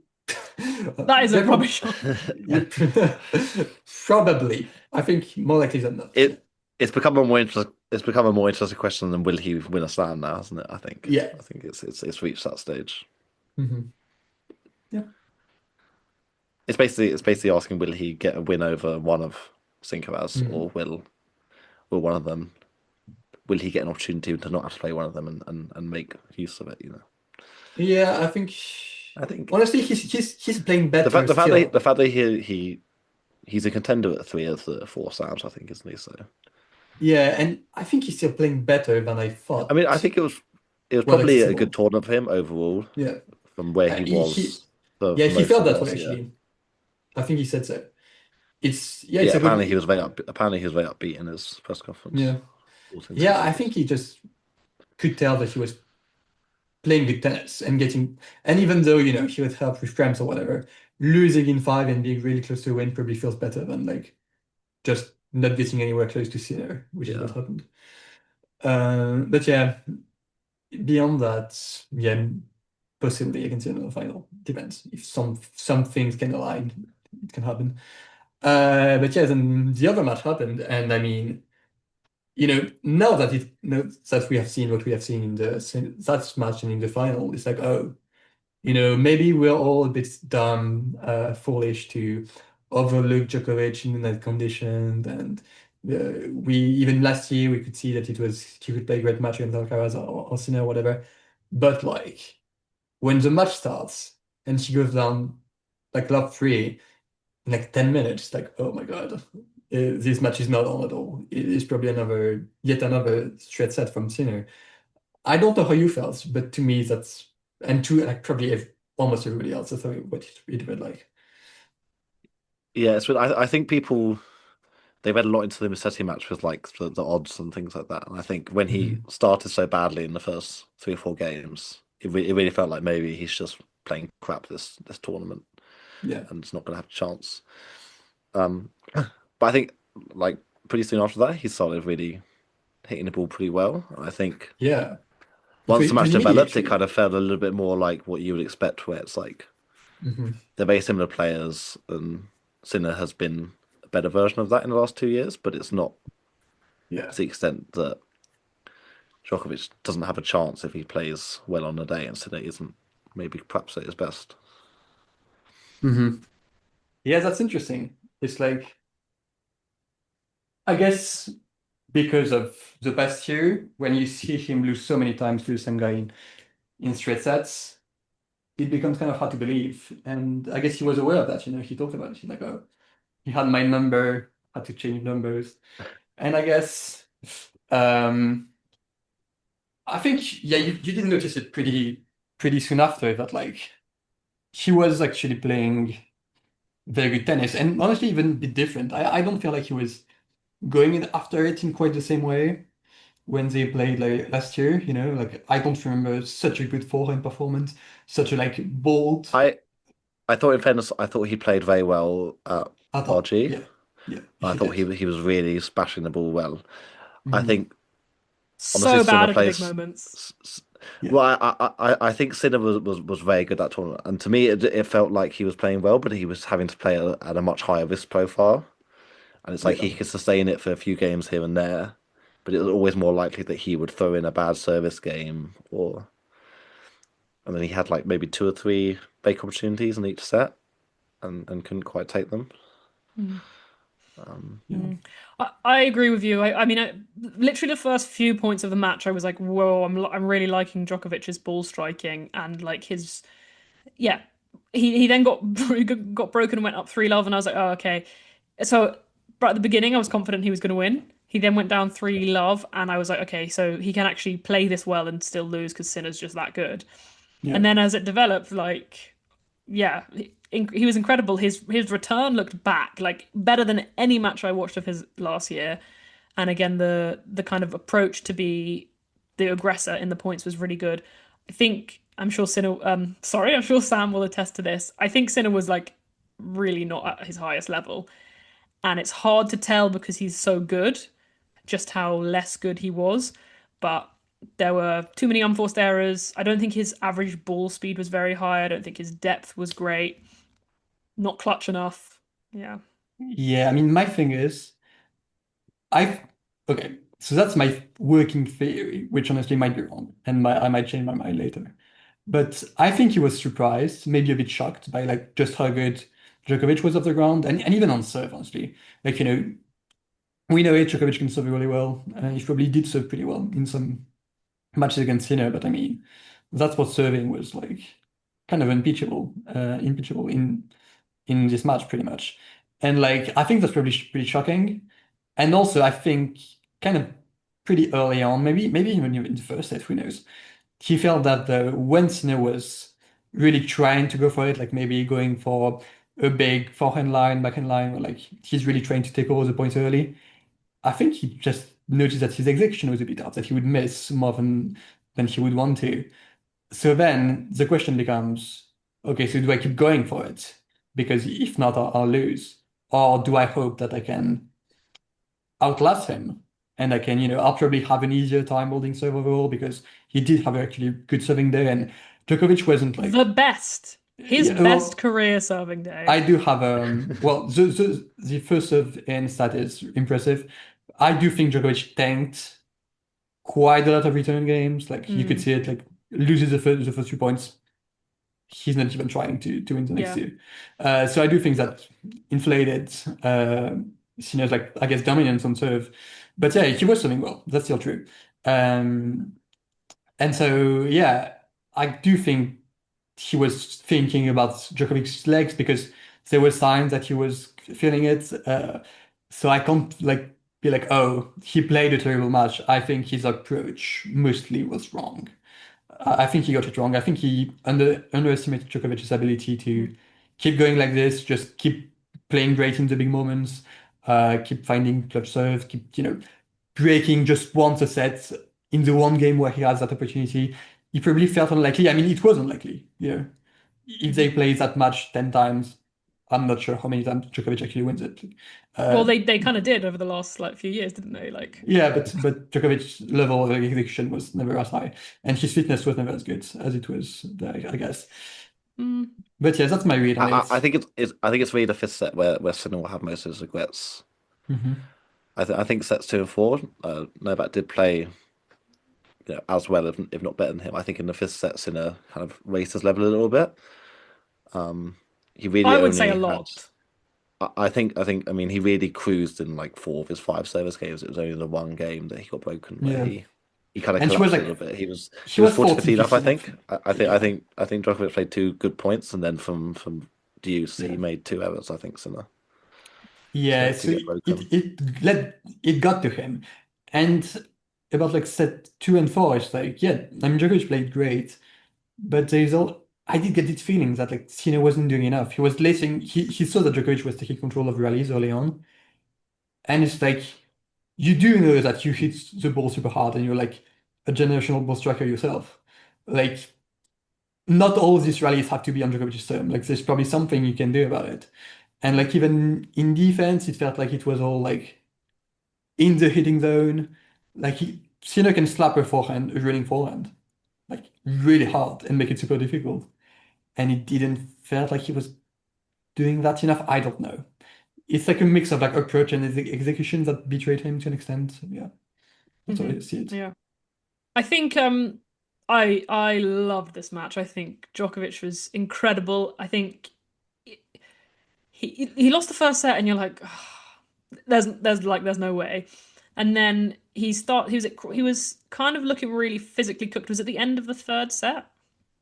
Was it where was it It where was he kind of like midway through the third. I thought he kind of looked like that. Then yeah, he and got he broken. started He got kind of broken in the I think the last game of the third set yeah, to lose and the he looked set. like he was handing things over that you can't afford to hand over. Like in a match against someone like Sinner, you just have to be yeah, pretty much perfect. But I agree. I think his match management was really good. There were some times where he said, "I'm not really gonna bother with this return game. As soon as I lose the first point, and then you get like the second point, your first serve is in play. Like I'll do what I can, but I'm not gonna fight for it."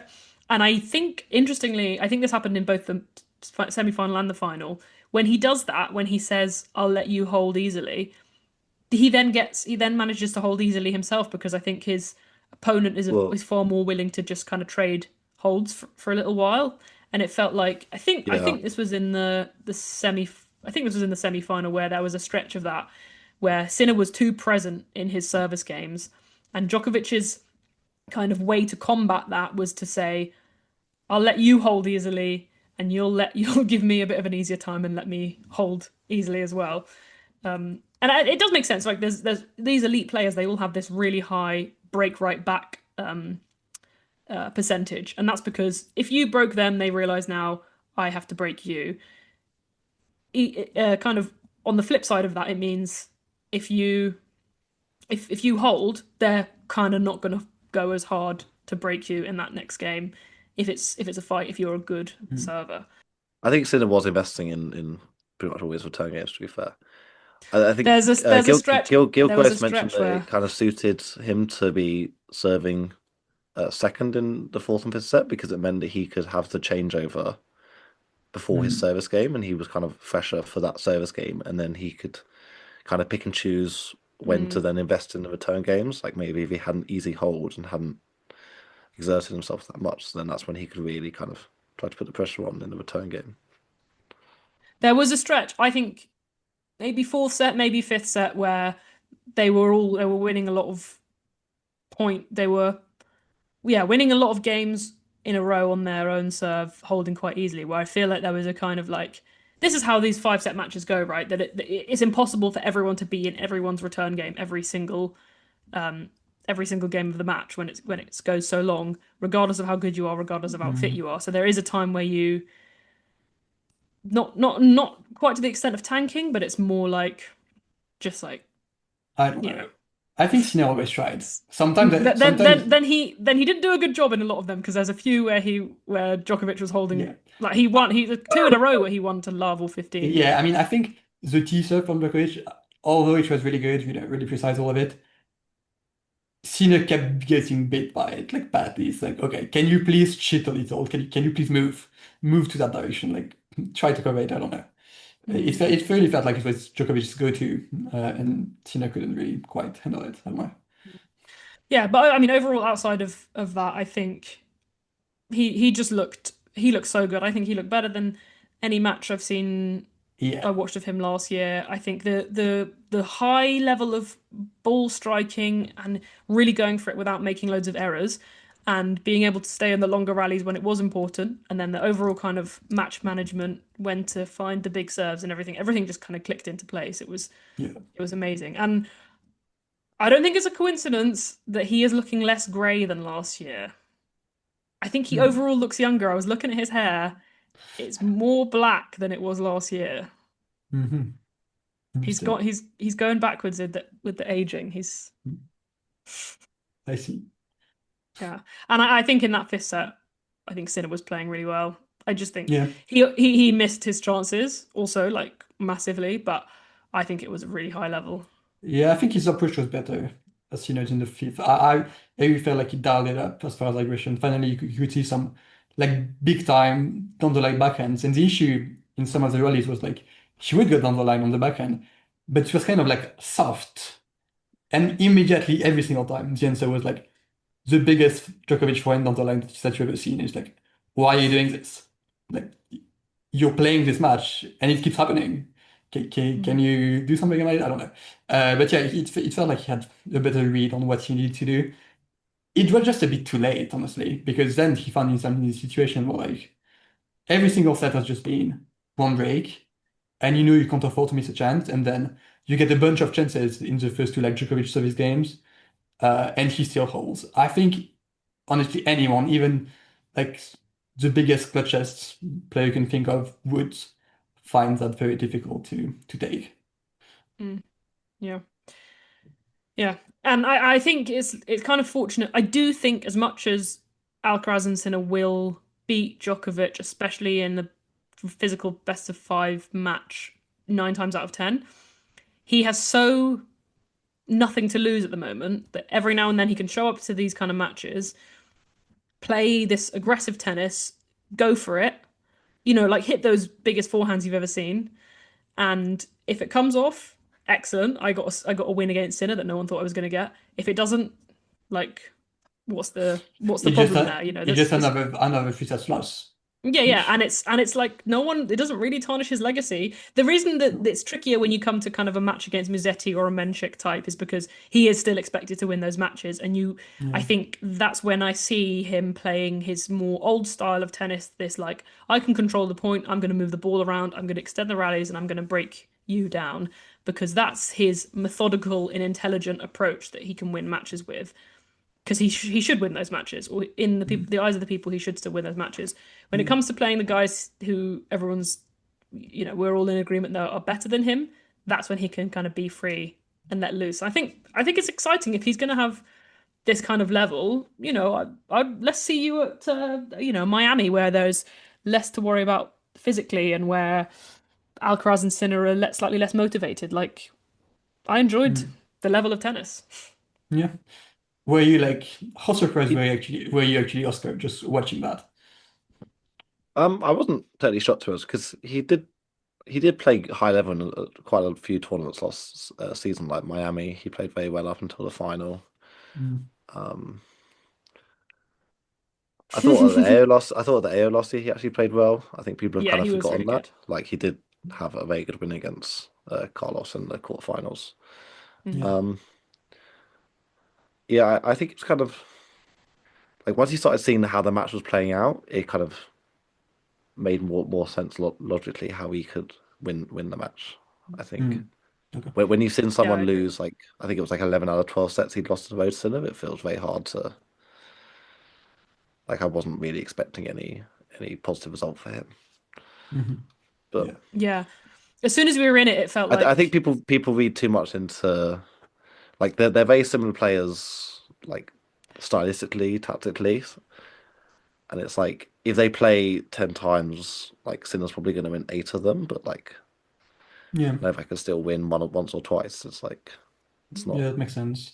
And I do think he's It just like, comes down to level on the day, yeah, really. and some of his experience really And does I think come it through. obviously helped him that he was relatively fresh going into the match. Yeah, I think he's I think still like, especially at Wimbledon last year, that wasn't the case. oh yeah, no, he had nothing to give in that match. But yeah, I feel like his experience also showed like he felt like the smarter player, which I mean, I'm not saying that like taking return game is smart. It's like it's necessary. Like anyone can do that if they feel like they need to like save themselves. It's actually pretty common actually in best of five with like people who serve really well. But yeah, I do think his like smarts really showed. Like he really felt like he understood the dynamics of the rallies way better than Sinner and what he needed to do to like gain the upper hand in so many of them. I think what was And really crazy was how often he went behind in the service games in the fifth set and was able to like yeah, every single time he came up with the serves and the yeah, ground no, it, strokes that he it needed. yeah, it was crazy. I mean, Like I Sinner made said a it. few mistakes on some of them, but actually the Yeah, majority of them was there were just really saves. good Yeah, serves. Or yeah. he hit those two back-to-back down the line winners in I think the 1-2 In game yeah, yeah, I remember those. Yeah, from 15-40 that were mhm. Yeah, no, when he he was hit those it really kind of felt like it might just be his day. yeah, he really was amazing in those break points. I mean, I've said it before, this really had shades of Wimbledon 2019, where like lots of things would suggest the match going the other way, and somehow through sheer force of like will and clutch and quality in tight moments that he would like force himself over the line, and he did. There's no one like him, really. It's kind of what I find amazing thinking about the 2019 Wimbledon final is that he could win these kind of matches playing quite different stylistically in both of them. Yeah, Like in the 2019 Wimbledon final, he basically won by being the more solid player in the big moments. yeah, Whereas here he won by actually amping up the aggression, yeah, hitting big being second braver. serves, going for the winners, and basically being Mhm. the more aggressive player. Yeah, yeah, he's mastered it all, really. Anything about tennis you can think of, except for overheads, which is very funny. Um, but Actually, yeah, he hit a good one in that's the fifth true. set on break point. I Yeah, can't remember what game it was. yeah, It I was do 30 remember 40. I it. think it was when he went 40 love down when he was Mm, serving at 4-3. yeah, I think it was the second or third break point that he saved with that overhead. yeah, yeah, I do remember that. Yeah, but yeah, no, like fantastic performance from Djokovic. I think, Incredible yeah, performance. will be remembered like very fondly, I think, by fans and even by him. Yeah, Yeah. for Sinner, it's a I bit. mean, he was pretty emotional in the kind of post Mm, match as well. yeah, I can see that for sure. Yeah, and for Sinner, it's like, well, it's a bit disappointing, but also, um, I guess you can also reason it away as like it took a lot of very specific things to happen for the upset to occur, and I don't think you should be all that afraid of that being something that happens a lot. I don't think you should go into RG being like, oh my God, if I face Djokovic in the semis, it's probably going to be like super difficult again. More often than not, it won't be. And also, there's a whole Djokovic being way too fresh for that stage of the tournament, uh, for like, reasons that we know of. Also isn't really likely to happen again. So yeah, I do think he should like look back on it and be like, okay, should have done this better, should have probably been more proactive in some big moments, especially when you see how well the opponent is playing. I think there's stuff to learn from it, and yeah, it's mostly about like not letting it get to his head moving forward, which I think he's pretty good at usually.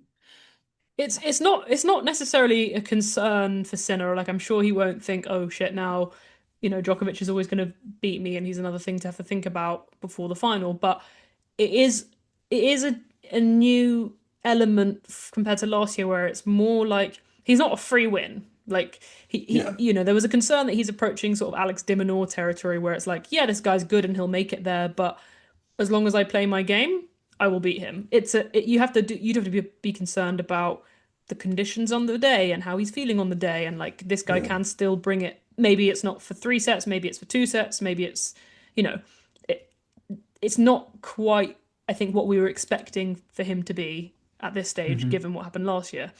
And even in, maybe we're ready to talk about the final, even in the final, that first set was absolutely extraordinary. And I think should also be a wake up call for both of those players, because you never know when he's going to be able to do that for 2 sets or 3 sets. Like he's not a freebie, even in his in his old age with everything behind him and how good these guys are. He's still something that you have to think about in the way that I'd hate to put them in the same universe, but in the way that Zverev is. Like Zverev is he's nowhere near as good as these guys, but he's not quite an Alex de Minaur free win. He's not a Ben Shelton. He's closer to someone I have to play well against and who might take me to 4 or 5 sets. yeah. Yeah. Mm, Can we talk about the so final? yeah, that's it. So yeah, extraordinary for Alcaraz, youngest ever man to do the career slam. He is not the youngest player because, well, Steffi Graf did it in 1 year, whilst also winning the Olympic medal in 1988. And apparently some old lady did it before then, even when everyone was Is it? playing on grass. She never became an old lady, unfortunately. No. Well, she's old in that it happened in the Yeah. past. Yeah. Yeah, Her go her the ghost is real quite old, maybe. yeah, the real what if goat, Maureen Connolly. Hmm Yeah. Anyway, he's the youngest man to ever do the career Yes. slam, beating Nadal's record. Super impressive, but also, yeah, I don't.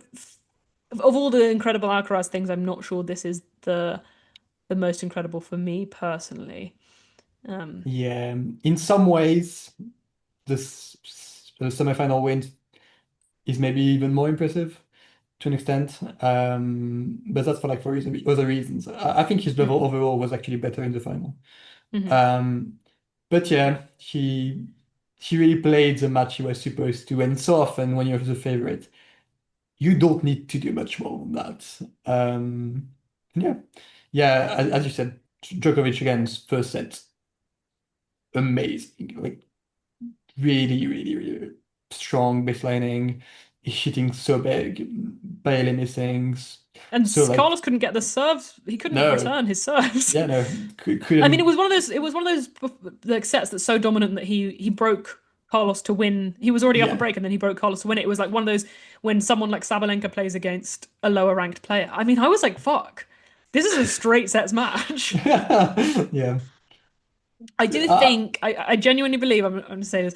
I genuinely believe that Carlos changed his game plan after the first set and started yeah. standing back on returns and started saying, "I'm going to Mhm. go back to being a bit more of a scrapper and a bit more of a defender," because he is really probably the best defender in the world. And I think this, for me, is a big difference between Sinner and Alcaraz. Sinner is perfect at what he does, but I don't really think he has a plan B, which he doesn't need 99.5% of the times. He can't really transform into a different kind of player.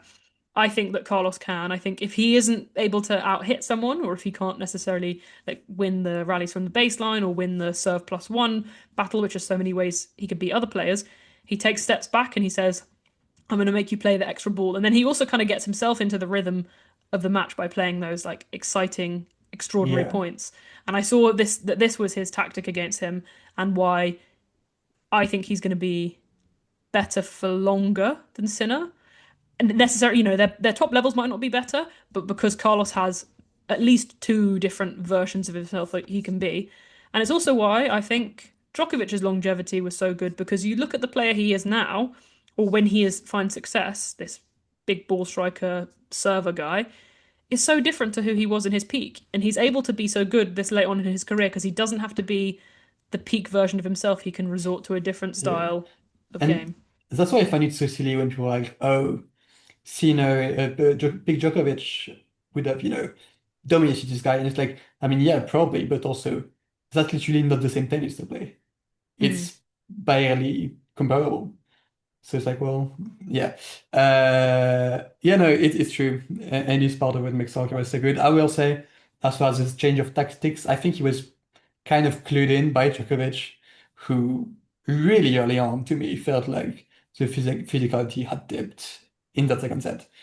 Mm. And Yeah, he unlike actually in, said that like as early as the first game, Djokovic went Mhm. love 30 down with like two errors, Yeah. and he was like that gave me a lot of belief that like the dynamics of the Mhm. match are going to change, and he's not just going Yeah. to play that level for three sets. Yeah, yeah, I could tell, I think. And unlike in the Cena match when he like found ways to like manage it, he also had a moment or two against Cena where it felt like he was getting tired. But he found ways to manage that and to still have some energy for when he really needs it. It never felt like it fully ever came back. He was better in the fourth, I think. And he also was kind of doing like a fifth set against Cena impression, as in like he kept holding from like desperate positions. But yeah, there was always going to be a ceiling on like how long he could do it, and I don't know, it just felt like the level went down and never Mm. really came back up to where it was in the first Yeah. set, which I think would have been interesting to see how that actually unfolds. Mm. And I think it would have I been really think, interesting to see if he managed to maintain his level from the first set, how that would have gone against the adjustments Carlos made. Yeah, mm, Because I think yeah, it definitely would have become a vague, like, I don't think he would have just won the second or third sets anywhere like he did the first. I think it would have become a real scrap of the match, and yeah, maybe we would yeah, have seen the full mm, potential of the match. yeah, I agree. I think as it I was, we almost didn't forgot. really see them play their best level at the same time. Yeah. No, I almost forgot how good a scrapper, how good a defender Carlos was because I think he did that a lot early on in his career when he wasn't like straight up the most powerful player on tour with such a big serve. He had to rely more on the fact that he's like the quickest guy ever. And I forgot how good he was at doing that. And then like you said, after that first set, he started playing more like that, and it was like, goodness me, he was he was a wall, and there was a time where, as well as getting everything back, his defensive shots were so good, and he wasn't missing. It wasn't just like he was getting his racket on the ball; he was always getting it back in play and to a difficult position as well. I think it was it the third set? I think where he made so few unforced errors, and I think so few forced errors as well. Like I was getting sick and tired of him. Yeah. I think the stat I heard was he made, I think, like 18 unforced errors in the last three sets, and Djokovic made like 42 or something like that. Yeah, that sounds about right. Yeah. Yeah. And yeah, very, very, very, very impressive win without coach Juan Carlos Ferrero in his box. He just had like a bunch of guys there, but it didn't seem to phase him at all. Like you'd think a set down to a guy playing lights out, he'd start getting a bit stressed, but nope. No, and to be fair, I do think that's also just because how the second set unfolded. Like Mm. because Djokovic started off being quite rough, it's like, okay, I can breathe. I'm in this match. It's going to be okay. Y- I wonder what happens if Djokovic just keeps that same level for like 20 minutes. Mm. Now maybe get a bit stressed, I don't know. But Mm. yeah, Yeah, and the end of the match, I think the end of the fourth set, Djokovic went out a little bit limply for his standards. yeah, I think he had a break point to then serve for the set at like It's yeah, full, yeah. 5-4, yeah, something like that. mhm, And Carlos saved it, and then I think from then it just looked like, yeah, it didn't think you didn't think he was going to bring out the full peak Djokovic fighting spirit. It was kind of, it felt a bit decided yeah. from that He point, I he think. he got kind of close to doing what he did to Sinner, Yeah, funnily enough, in that yeah, yeah. but yeah, yeah, But even doing, I mean, overall, imagine beating yeah. those guys back to back from two sets to one down. Like, yeah, I don't know. Yeah, and the execution on some of those big points, not really on as much on his serve. On his serve, I do think he was really clutch, but in the very few opportunities he had on return games, I don't think he was doing quite as well. He Mm, only actually had two break points in the last three sets, and I think they were Yeah, both forehands he hit long yeah, mm, quite early in yeah. the the rally. yeah, I think the interesting thing, because I find this stage of Djokovic's career so fascinating. The interesting thing for me was how content he seemed with that match and the matches before as well. Like there was an overall kind of like peacefulness, which we very much like are not familiar with, and I think is really interesting mm, because I think it tells us a little bit about why his results are looking the way they are right now. Everyone's always asking, why is he still playing? Why is he still playing? He's going to lose to these guys over and over again. Why is he still playing? He said in his speech in the ceremony, he loved all the support and cheers and everything he's getting from the crowd. He's finally the beloved guy that he's always wanted to be. And I think he's just enjoying, giving it what he has, but no more than that. Like not killing himself to try and win this match because he feels like he has to win it in the way he was for like majority of his career. And I've never seen him look content over a slam final loss. Like he's had those fake ones where he was like, "Well done, Medvedev," like all this bullshit, but it wasn't real. This one he was like, "Good mm, tournament, good match against Sinner, fun time," like yeah, unbothered, I I think. think apparently he was a lot more despondent in the Serbian press, to be fair. Mm, yeah, I think maybe uh, there's part of it which is like trying to create this kind of image of kind of yeah, like, oh, it's my young son's beating me. It's like it's all okay. It's like it's great fun. But I think I mm, don't deep know. down, I think he was probably upset that he couldn't maintain his level from the first set. yeah, Yeah, Not so and, much. and I he's think it's not so he much the losing aspect of it. It's the fact that he probably feels that he actually did have a chance if he'd been yeah, able yeah. to yes, get the It's a physical very block. probably his best chance to get 25, definitely. But yeah, at the same time, I just if it were about to kill him, I think it would have shown up on court. Like this is the same as what I said about Sabalenka. I don't think like that like that like fight that he has had throughout his career that shows up on court was there, and I think he was disappointed that he couldn't have it. But like I don't know. Again, like I mean, 2% lower the, of the desire. stakes are lower than it was for him like a few Yeah, years ago Yeah. in the slam basically. chase. Yeah, that's true. But yeah, so that's I guess a question. Can 25 still happen? Actually no. That's interesting to me. Does this make you feel more or less confident than 25 can happen? Definitely more, because I think he's now at in a place where it's like on his Mhm. day, he could beat one of them. I still don't think he's beating them back to back, but at the end of last year, I was in a place where I didn't think he was beating either of them. I think if one of them loses early or earlier to someone else, or if somehow they slip down the rankings and have to play each other, don't see that happening, or pulling out for injury, whatever it is. If he has to play one of them and he can have his day, he can win 25.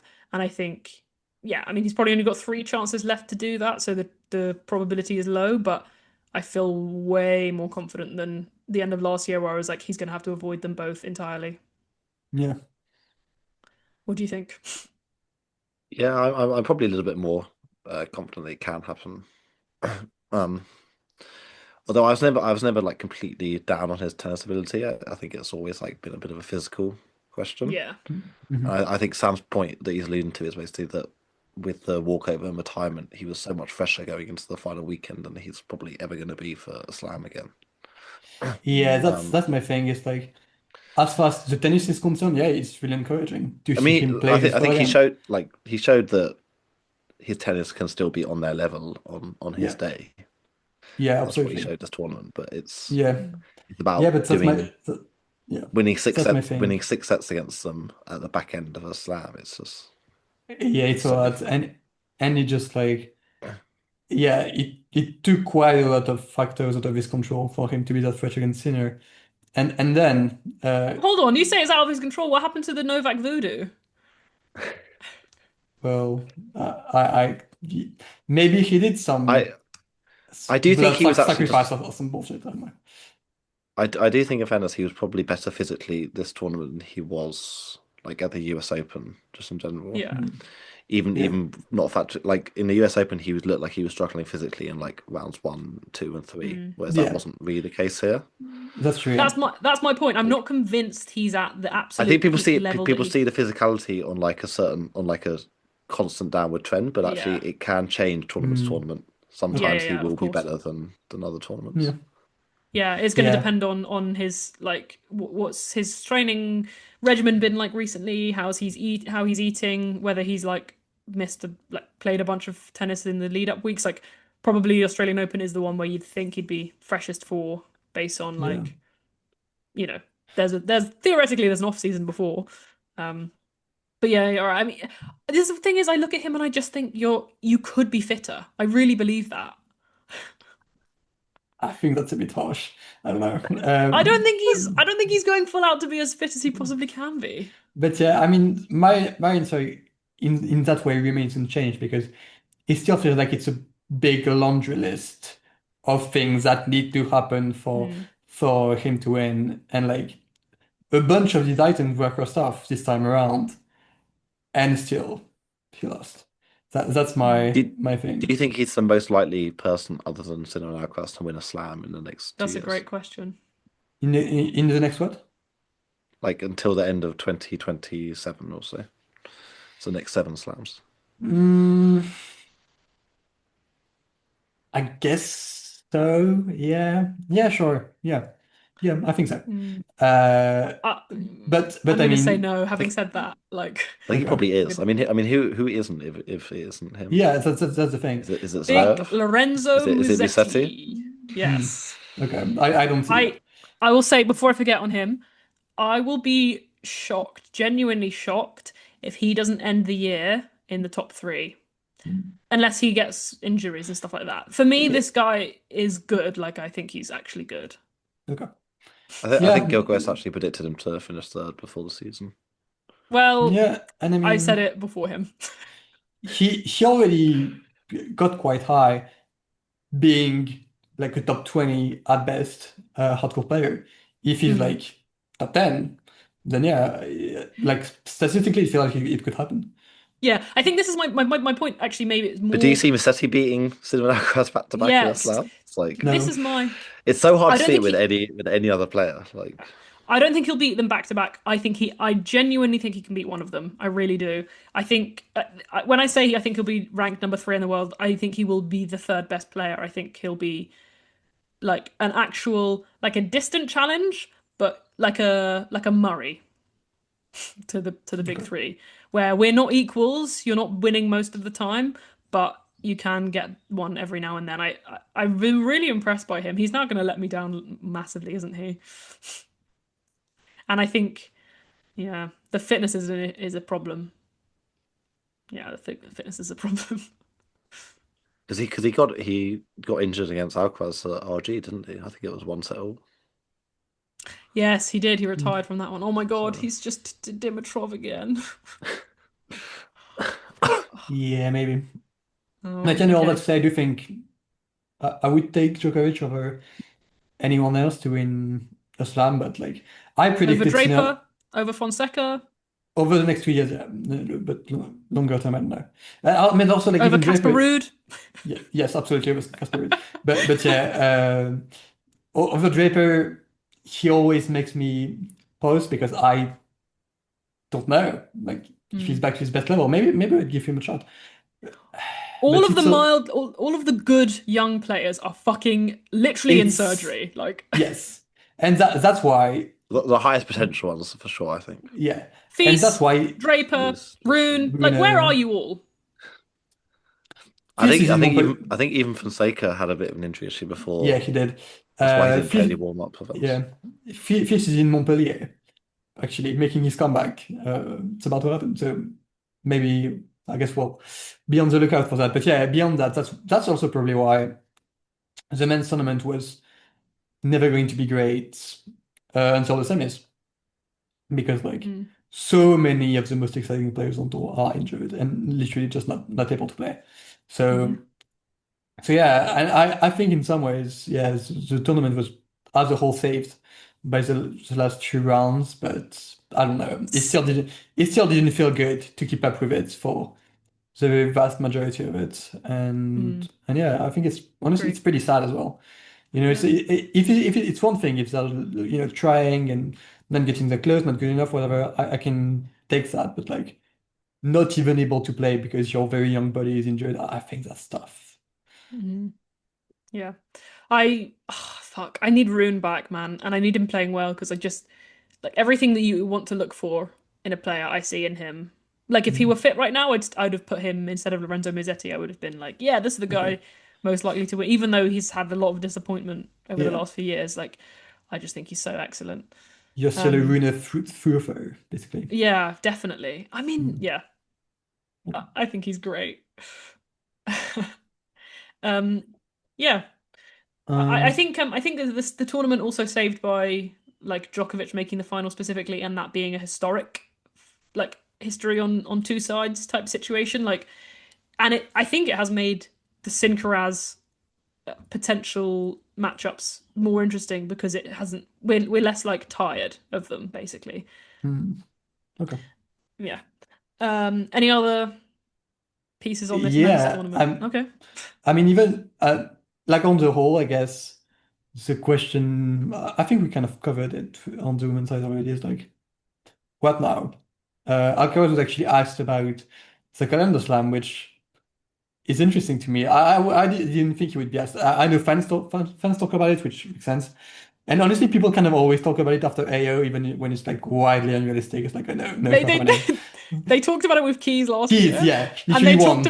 they talked about it with Naomi in 2019 as well. Yeah, it's literally if you're an AO winner and if you're like good, there's like a 50-50 chance people will ask you about it. But yeah, um, but I do think he's more realistic than many other people who have won AO You don't in say. the past several years.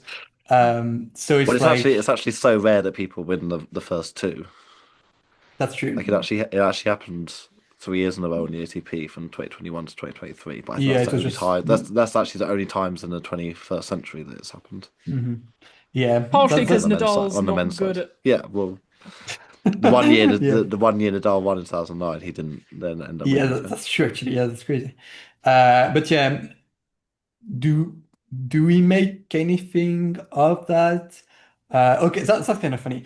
Give it like a chance to happen in like percentage for Alcaraz to complete the calendar year slam this year. See, I predicted him to I do it in mean, 2023. Uh, So, even though he was injured for Australian Open. well, this was before the Australian Open. okay. I think, was it after the, maybe it was after the US Open, or I don't know. I don't remember when it was. Okay. So he won his first slam, and you predict him to then win the next four. Yeah, Many such cases. because, yeah, I did with Keys. No, I Most didn't. down to earth Charlotte prediction. Maybe it was after 20. Oh, I don't know. I don't know what I was Maybe on, in what I was 2024. watching. Because he was absolutely shit after the US Open. Like famously, he lost to Yeah. Felix twice, Yeah, kept retiring. So it can't have been like, and then he was injured for to win as well. So yeah. So I don't know when it was, but probability chance. Oscar, you go first. I still have to think about it. I mean, of course, it's possible. It's basically only whether he will lose the final to Sinner at any of the three. Hmm. I think Yeah, so I guess that becomes a it's question. unlikely he's going to win all three. I would imagine, stating Yeah. the obvious, but I'm go. maybe we're talking sort of 30%, 20-30%. Yeah, Hmm. that's exactly what I had. 33%, 30-ish Oh, percent. I Because I was thinking think, 20. yeah, 20, it seems, yeah, let's say 20, 25. That's all, yeah. Because you're, Bad even if number, very close number. 20, 25. 25, oh, yeah. Yeah, Margaret Court here's 25%. She's like, sorry, yes. Called. Anyways. Yeah, because even he could play excellently and he could still lose at least one in a final to Sinner in a tight match. So like, Yeah. you know, on top of that, imagine that he is far better than Sinner every part of the year. I just think doing it is so fucking hard, and if you're gonna do Yeah. it, it has to be when you're kind of young and precocious and people aren't Yeah. talking about it all the time. Like you can get, I mean, there was no reason for Djokovic to lose that US Open final. This is one of the most clutch, scammy players ever who never cracks under pressure, aside from the Olympics. And he was terrible. He lost in straight sets to Medvedev. Like you can be excellent and way better than everyone else and still not win it because Yeah. of what it Actually, means. you know what's crazy is that I rate like Alcaraz's ability to compete under pressure when he's like the big favorite, all of it. I think he's Yeah. amazing at it, probably one of the best ever already. Mhm. And still, I really think there's something about getting close to it that makes you lose your fucking mind. Like, Yeah, I agree. honestly, I'm kind of on Djokovic for 21 because I do think peak Medvedev on hard court is actually very challenging, even for him at the time. Yeah, but it was Uh, straight sets. Like it wasn't yeah, He yeah, didn't play well in the match. Like no, yeah. that's true. Yeah, there's a that's world true. where he plays well and loses that match, and that wasn't it. Yeah, Yeah. that's true. That's true for sure. But yeah, I do think on its own, that's a difficult challenge for the very last match of such a big thing. I think the more like telling example is Serena.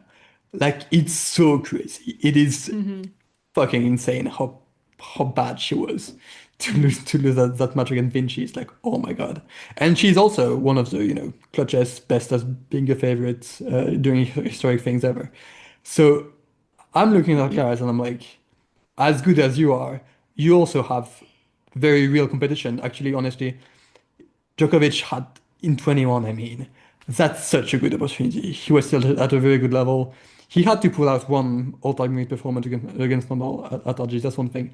But in the finals, I mean, it was Berrettini, Tsitsipas.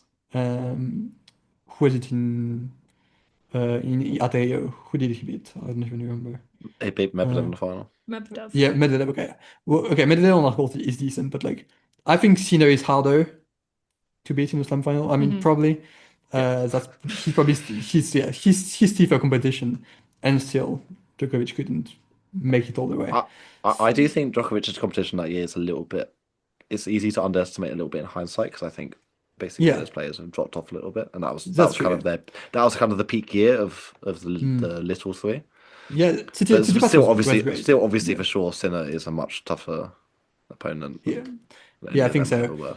So yeah, honestly, Alcaraz is going to be a favorite at every slam, unless something crazy happens, like But unless I mean, it would be if you turn it the other way, it would be absolutely shocking if Sinner went slamless for a year, wouldn't it? yeah, yeah, I From And where guess, he but Musetti. was last year. yeah, I guess, but I mean, Venus went slamless in 202 was she was playing amazing as well. So sometimes when you're up against that I mean, level of Sinner's like, just had 2 seasons that are like borderline peak Federer, Djokovic levels of dominance yes, in terms of like the v overall season. well, yeah, Venus was great in 2001. So I kind of like that comparison. All that to say that sometimes when you're up against that level of like all time great player as he's very big. Maybe sometimes you do just lose even if you're great yourself. But yeah, Mm. on the whole, I think it's very likely. If Alcaraz gets to that's what 27 matches out of 28 at the slams. I would actually favor Sinner in the final just because of how much it gets to you. So yeah, I Mm. think it's unlikely, but it's kind of interesting. If he wins RG, I think it really ramps up as far as like how much people will talk about it. Like that whole thing, it will become a big story at that point. But yeah, Yeah. Yeah, I'm actually going to after you talked about this, I'm going to go down. I was thinking about the maths. I'm going to go down to 10% because 25% is like where he's at now because he's won one of the slams. So that's almost yeah, like, you that's know. true.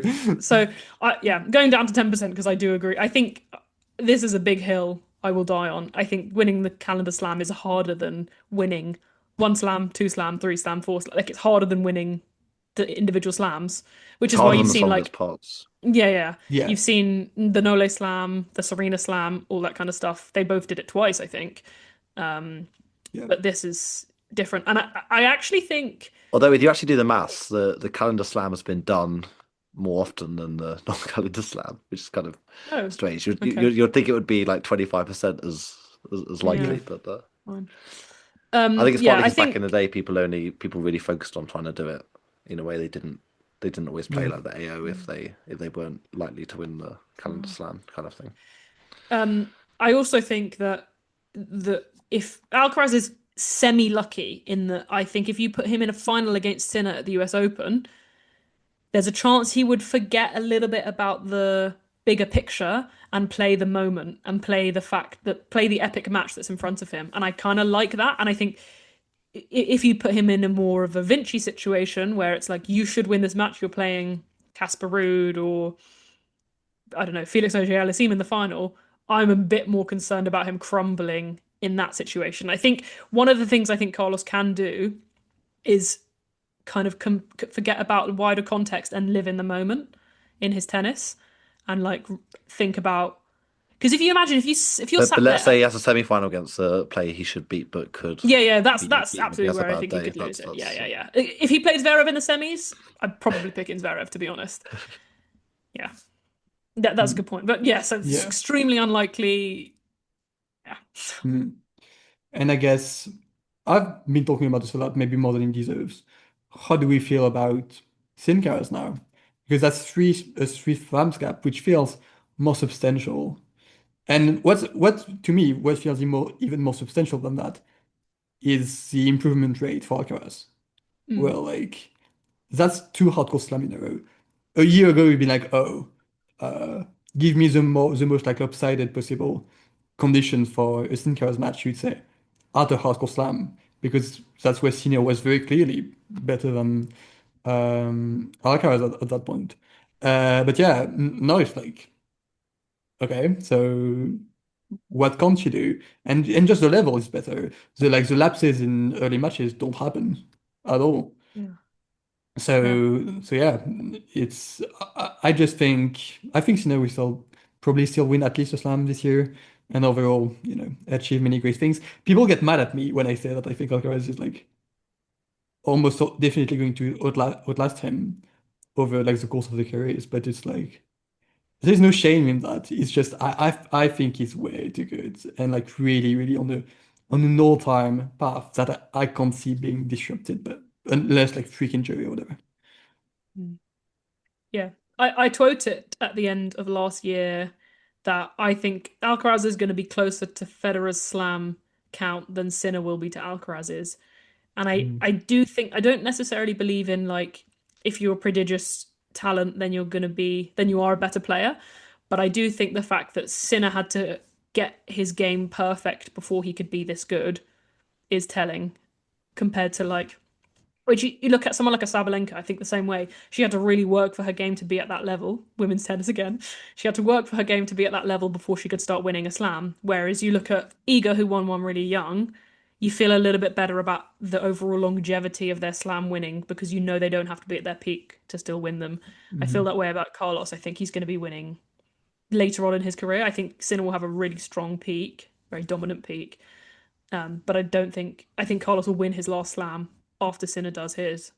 And I agree with the gap. I think Sinner's extraordinary. I think he could be. I think he should be looking at like Sampras levels, 14, 15. I think Carlos should be aiming for like Nadal. Yeah. Yeah, it's crazy to talk about, I think, and people are like, oh, it's dramatic to think on those terms, but like, I think it's so hard to sort of think like 5 to 10 years in the future because yeah, I mean I remember like people didn't think at the time people didn't think Djokovic would have the longevity he would have. Like people thought that his game style was too physical and that he didn't have the kind of attacking talent that like a Federer yeah, had to. But he made improvements to his serve. He improved his like first strike ability. yeah, And I don't think you can't rule out Sinner making those kind of things, and you don't know how. Maybe Alcaraz will just have a sharper physical decline than Sinner will have. yeah, It's Yeah, that it's is so a good difficult to point. think like 10 years in the future. I think like going forward, like it does look like Alcaraz has the edge simply because he's younger and has probably had a. I mean, he feels like a yeah, more. I think most of us all three of us are in agreement that Carlos is probably the most talented player ever in terms of yeah, like the versatility of his skill set, the extremities of it in terms of like his athleticism and his shot making. And it's like he's 22 with 7 slams already, 3 in the last 4. Like it's so it absurd. does kind of feel like he's got absolutely limitless. Like Yeah, the high end of his career is at the moment feels like it's hard to put a cap on it.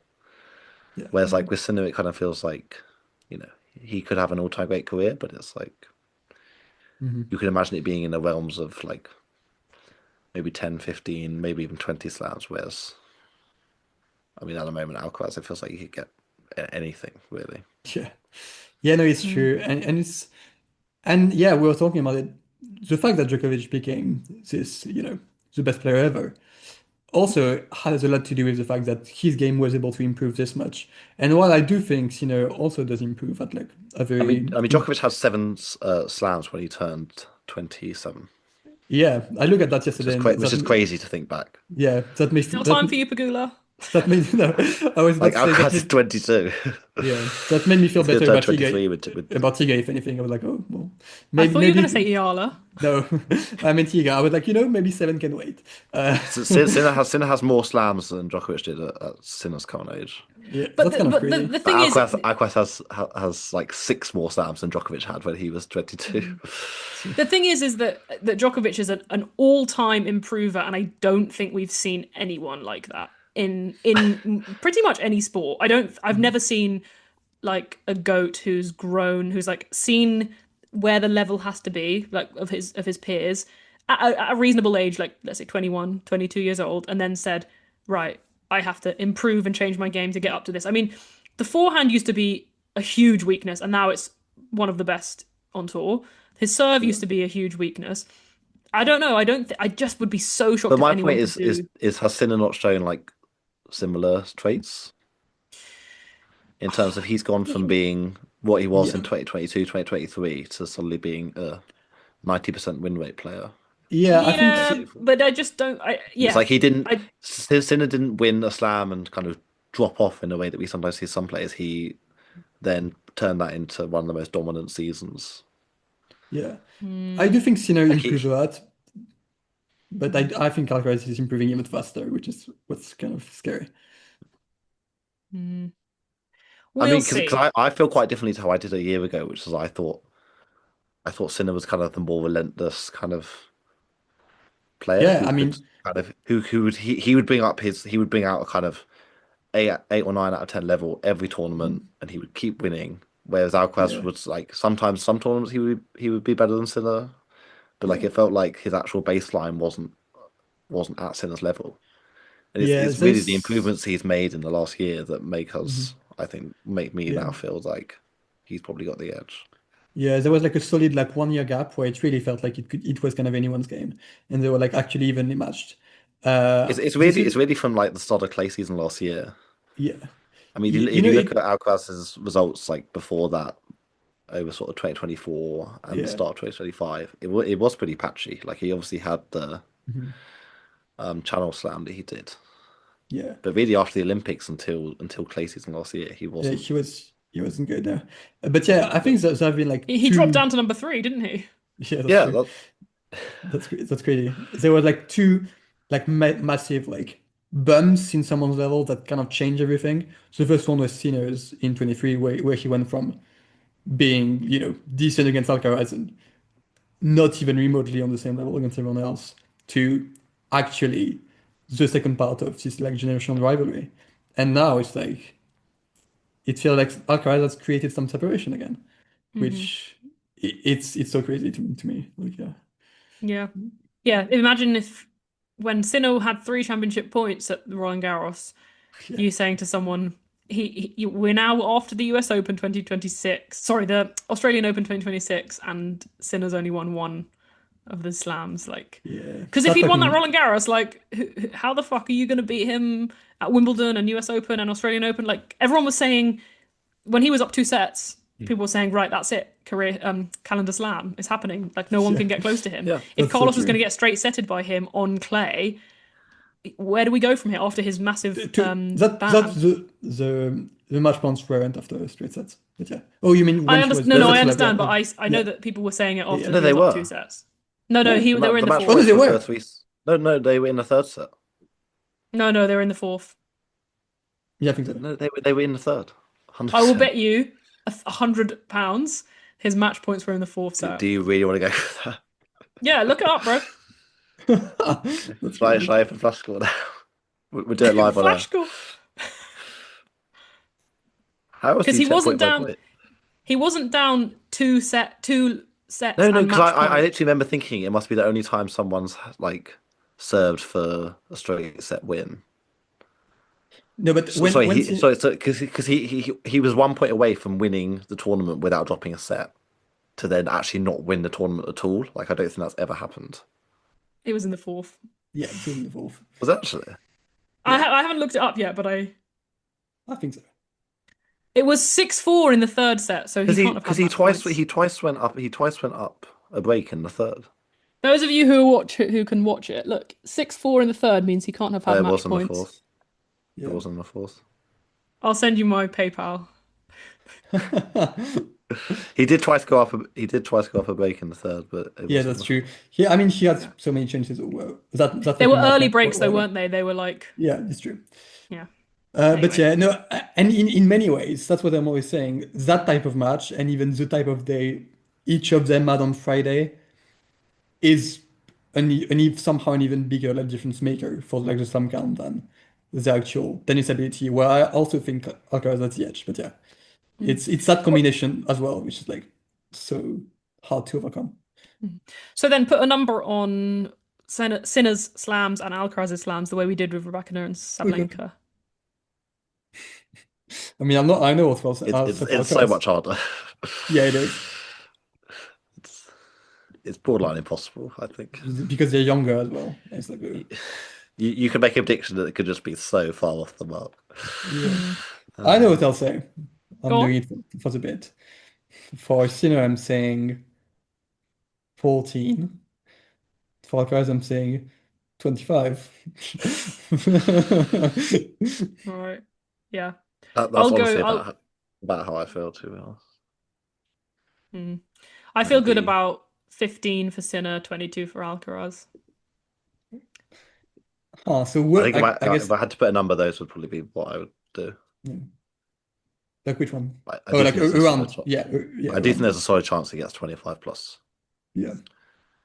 But I mean, then we start talking I about the actually tweeted a era. poll, and 38% of people said he would get 25 or plus. Yeah, but they do that. I mean, they do that all the time. Like there was probably a time where people said that about Zverev. Like No way. No, that's not true. That never I was happened. I was listening back to old tennis podcast episodes from his like 2017 when he became good because I love hearing about people talk about him with high potential. And then the concept of like That's how so many crazy. slams will he win? They had a question they were saying, who will win a slam first? Kyrgios, Zverev, or team? Oh And my there God. was one of the options was like none of them, and they were like, "That's crazy." I mean, obviously, team did win a slam, but like, Yeah. yeah, very funny. Um, yeah. Mm. Anyway, I have another question that I'm Okay. interested in. Who of the players under the age of 20, men's and women's, Yeah. wins a slam first? Ooh. Uh, Andreeva. yeah. It's Andrew. It's going for that. I Okay. think the boring answer is the correct answer. When? Yeah. Okay. We'll see you at Wimbledon. She has to start being good sometimes, otherwise Rybakina is definitely going to win more than two.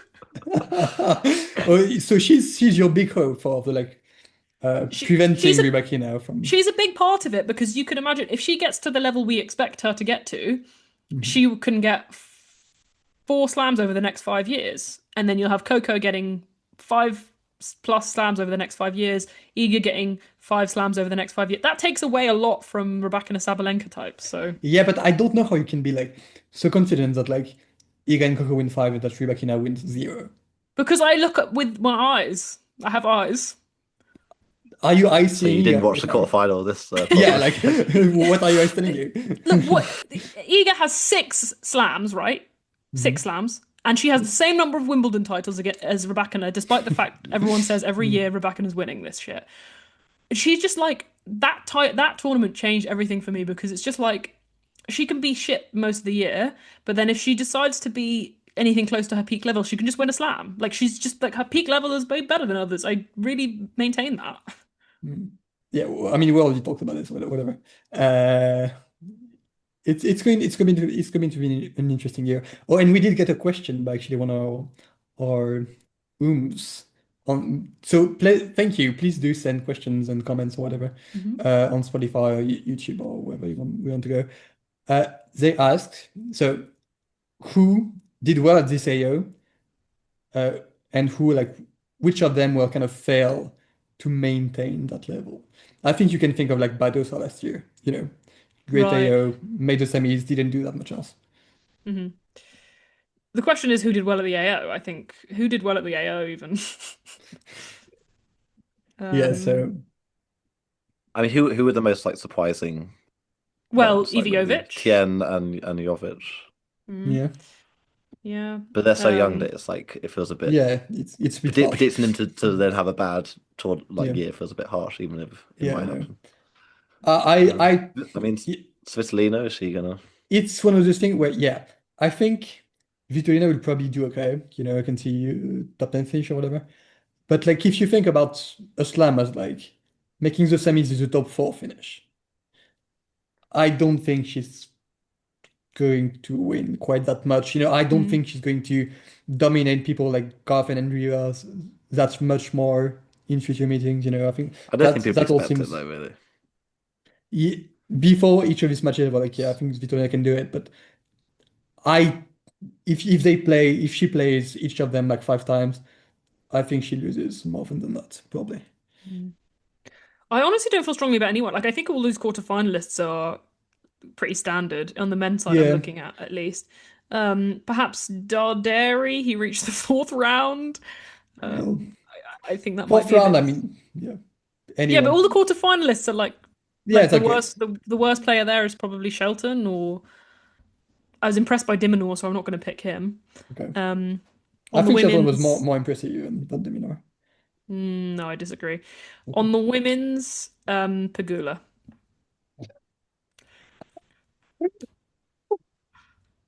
Uh-huh. Yeah. Interesting. No, I think everyone there is Yeah. going to do like about their level. I think Mm. that lady who Naomi gave a walkover in to round 4, Inglis, Yeah. Yeah. she won't Oh be yeah. making more round 4s at slams. That's my prediction. Good prediction. For She played sure. 6.5 hours to get there, so Okay, and then another question, I guess the opposite question on that is someone who like either did okay or kind of flopped, who is going to, ride that and have a very good year actually. Krejcikova. Okay. I think Paolini will also do better than Yeah. she did in Italia. And in the men, Fonseca. no, mm, Yeah. on the men, Tiafo. Okay. Who's sending this? I didn't see this question. I think he'll have a better season than last year, but that's not really saying much. What, Tiafo? Yeah. Yeah. Yes. Not saying much. 'Cause Yes. he's unseeded this year. Wow. It's getting dark out there, guys. I mean, Tsitsipas was like the 29th seed or something ridiculous. Like, Yeah. he is Well, baffling. And Oh, wait. Tiafoe's 29, Tsitsipas was 31. Let's 31. Let's finish off by talking about the biggest news of the week, which is that Bianca Andreescu's won another ITF. right. Sam's been Yes. following very closely. For some reason, she's Yeah. wearing she's dressed like Madison Brengle, but without obvious reason to be. She's wearing like long sleeves everywhere, but very exciting news for me. She's won 2 ITFs of the 3 she's played. We don't talk about the one that she lost because Yeah. She was injured or whatever. And yeah, and somehow still came back to play the next week. I don't know what she's doing. But I think this whole thing is it's kind of fun. It's kind of fresh. I don't know. But this is like Andreescu's 800th comeback. And like she always, comes back to a pretty, at the big events, she doesn't really build up. She hardly even played 250s. I don't think she played that many. So yeah, I think it's kind of fun. She's like changing her approach. I'm not watching the matches because those camera angles are terrible. Even if my faves somehow drop down to the ITFs, I will not be there in that way. But yeah, it's been kind of fun. It's to me there's like a video game appeal to it where it's like, okay, you actually start from the very first level. And then you kind of build up and it makes you realize like how many levels there are to like tennis and yeah, I think it's kind of fun. also it's quite good to see that there are differences. Like she is winning those tournaments. Yeah. She is better than those low ranked players. So, Thank I God. don't know where their ranking is, but no, because sometimes you could think it's so random, Yeah. a washed I mean, 75-year-old Bianca Andreescu, she might be worse than ITF she players. she almost lost to like usually her first match, I think. So you never know. But yeah, no, I think it's kind of fun. I don't know, I can't be like, oh, that's for sure by RG she'll be top 50, she'll be in a good place, she'll make the quarters or whatever. I don't know. She's extremely hard to read her career so far. But yeah, it's fun. Well, yeah, over the course of the podcast, the sun has literally set and it is dark now. So, Yeah, I'm actually skipping a class to finish this conversation with you guys. oh, Yeah. that's awful. You could have said something earlier on. We had like 9 segues talking about the WTA. Yeah, but I was enjoying the conversation actually, and like the time I was supposed to leave was like when we were talking about Djokovic and Alcaraz. I was like, no, this is too interesting. I can't go. So yeah, whatever. I'll email the professor, I guess. I too, wasted some of my degree watching and thinking about tennis. So, happens to Yeah, the best of and us. it's not even a degree. I don't need to pass or anything. I literally just need to sit there and listen. So yeah, it's fine. Cool. Well, then if anyone has any other things that they want to discuss, questions, anything. Oh, I have a quiz question that I wanted to Okay. ask because I feel like I'm not convinced Sam you'll know, but I feel like Oscar you might. Okay. Very, very random. Do you know who was Joanna Konta's final ever opponent? I mean, I was there. I remember watching her sort of in like early 21. But I know I do not remember I don't even know what season she retired. 2021. Oh, she retired actually. Wasn't it just after Vaticani won the US Open? Yeah, She's like, She was not like, dealing with okay, that. what did you do with that? yeah. I don't know who it is though. No. Okay, well, something for people to think about, guys. If you know the answer, you can comment it. Please leave comments. I love reading them. I find them so cute Yeah. every time on Yeah, so YouTube, how- on I'm Spotify. gonna look it up now. We have all two respective sisters, and oomph. Thank you to all of them for the questions. Keep them coming. Yeah. Yeah. And overall, thank you for listening. This was probably over like 2 hours and 30 minutes, which Do you want to about know the length? yeah, sure. 2 hours, Was it long 47 enough that minutes. Galaxilla would have won the match if we'd Hmm. finished recording? Not Yeah, quite. it's Yeah, he would have won it. He would have won it. He would have that's won true. it. Yeah. By this time we could have won it, yeah. Yeah, thank you for listening to this very Did lengthy we have we episode. talked about what we make of that stat, by the way? What, the 350 thing? Yeah. Do you think I it's Yeah. think worth saying? I had a whole I bit think it's a about little bit this. misleading, but No, Yeah. I had a whole it is bit quite about this interesting because that he did lose that fifth set Yeah. in the end, no, even though he played quite well. the tennis gods up there controlling everything. Mhm. The at the Roland Garros final, the clock literally ticked over to 351 in the game where he had He had championship points. Yeah. Like this can't be coincidence. You know what? I remember that. Okay. I should have remembered it being the fourth set for that reason. Yeah. You know what? Uh, it's interesting because I think there are two different things going on. And it used to be fitness. I really think so.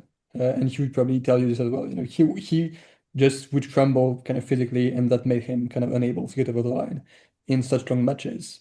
And I think that was the case about until I think the last like really physical last hit to cut a slam, where he was like not injured, with like no illness, whatever, was against Zverev at the 2023 US Open, which was like in the worst conditions on earth. And Zverev did outlast him, which Zverev is like shockingly fit.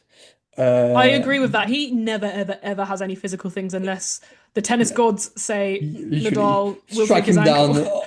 on the spot. Yeah, he's very difficult to outlast. But yeah, that was the last thing where the physical thing felt really huge in the slam loss. I think after that it's way more mental. Maybe he probably does know about it that he tends to lose in five, and that makes him less clutch. That makes him play a bit worse. I don't know. Um, I mean, he's only and played. I just looked. He's only played 2 matches over 4 hours yeah, since the start of 2024, and I thought he yeah, played that's quite also well in the fifth set of both of them. So yeah, that's also what changed is that he became so good that you don't really take him to five to begin with, Mm. unless you're Alcaraz or Djokovic, I guess. But yeah, actually, my concern with that is not as much as like he's never going to win some of his matches. It's more like he's missing out on like kind of career defining wins, you know? I That's was thinking this the other day that because one of our friends said to me or pointed out that Carlos has just like a billion iconic moments. Everything about his career is iconic. They've all just been iconic. Even his losses, iconic. yeah. And Sinner's, because of the kind, he came back. His first slam win, he came back from 2 sets Love Town in the final, and even it was just like I don't know. It didn't feel epic, and I think I I don't know whether it's because I he's think not it did. I think grunting that and one did at the shouting time. and To be fair, Hmm? It did I feel think that iconic one at did the at the time. time. I think in Yeah. hindsight, it doesn't feel like because Medvedev like immediately fell Yeah, yeah, off yeah. and Yeah. went on a run. That It is kind of true. But doesn't feel like in hindsight. But but even definitely then, it's his like second and it's third slam wins has like No. it was like just expected he would win, and there was yeah. never really any jeopardy in any of them. But I just think, to be honest, I think it's not his fault. I think it's just kind of narratives because Yeah. the second slam win was incredible in incredible circumstances that he had this like doping case and everything, and he just ignored it and managed to get on with it anyway. I think there's just something about him where it's like he's a bit unassuming and unfortunately humans, even as much as we care about like the sport element, we need the human emotional side, and people connect with the way Carlos expresses himself and everything. I mean, he fell on the floor after winning a semi-final against Zverev in 2026 that he was 2 sets to love up in. Like he's making that moment a big deal. Sinner would have been like, yeah, of course I won that match. It would have been embarrassing if I didn't. Like, if yeah, he kind of doesn't create that epicness for himself. But yes, okay, a lot of it's not doing all those 5 set, Yeah. sluggish victories. Yeah. And I think it's also like because has become so dominant, now that he would be fit enough to go to five and beat Shelton or whoever, it doesn't really happen because his tennis is too good for him to let those matches go to five, and for him to gain experience in those moments and to feel like, okay, it's going five, it's tight, but I can do it. I have it in me to actually take over this huge match that would define my career. But he doesn't have the experience in those Yeah. matches, really. So And it's, on the flip side of that, Carlos's, heralded 5-set record. In yeah, some ways, it's like it's a bit some of them inflated. are against Marin Cilic when he's 39 years old. Some of them are against Tiafoe. Some of, it's great, but how many of them were necessary? It's like I Kei mean, Nishikori back in the day. Like, you don't need to be playing all those 5-setters. Of course you won that match. Like, of course you beat who was it? The Albert Ramos Vinolas, was it him? He saved match point against at Roland Garros. Like, excellent for the record, but how many of these players are good players? that's so fucking funny. I I forgot just about remembered it. he went 4.5 hours against Fognini at Wimbledon last year. Yes, exactly. It's my point. This is a retiring. Fellini's excellent, Three and a but he half is hours against retiring. Midar at Queens in a best of three match. That was his longest best of three match. Yeah, in his Yeah, career. but that's my point. Maybe actually some of these five setters were necessary so that when he plays Sinner in 25, actually Absolutely, he's ready for it. I So agree. I agree. so maybe my advice to Sinner is start fucking tanking. Do whatever you need to do.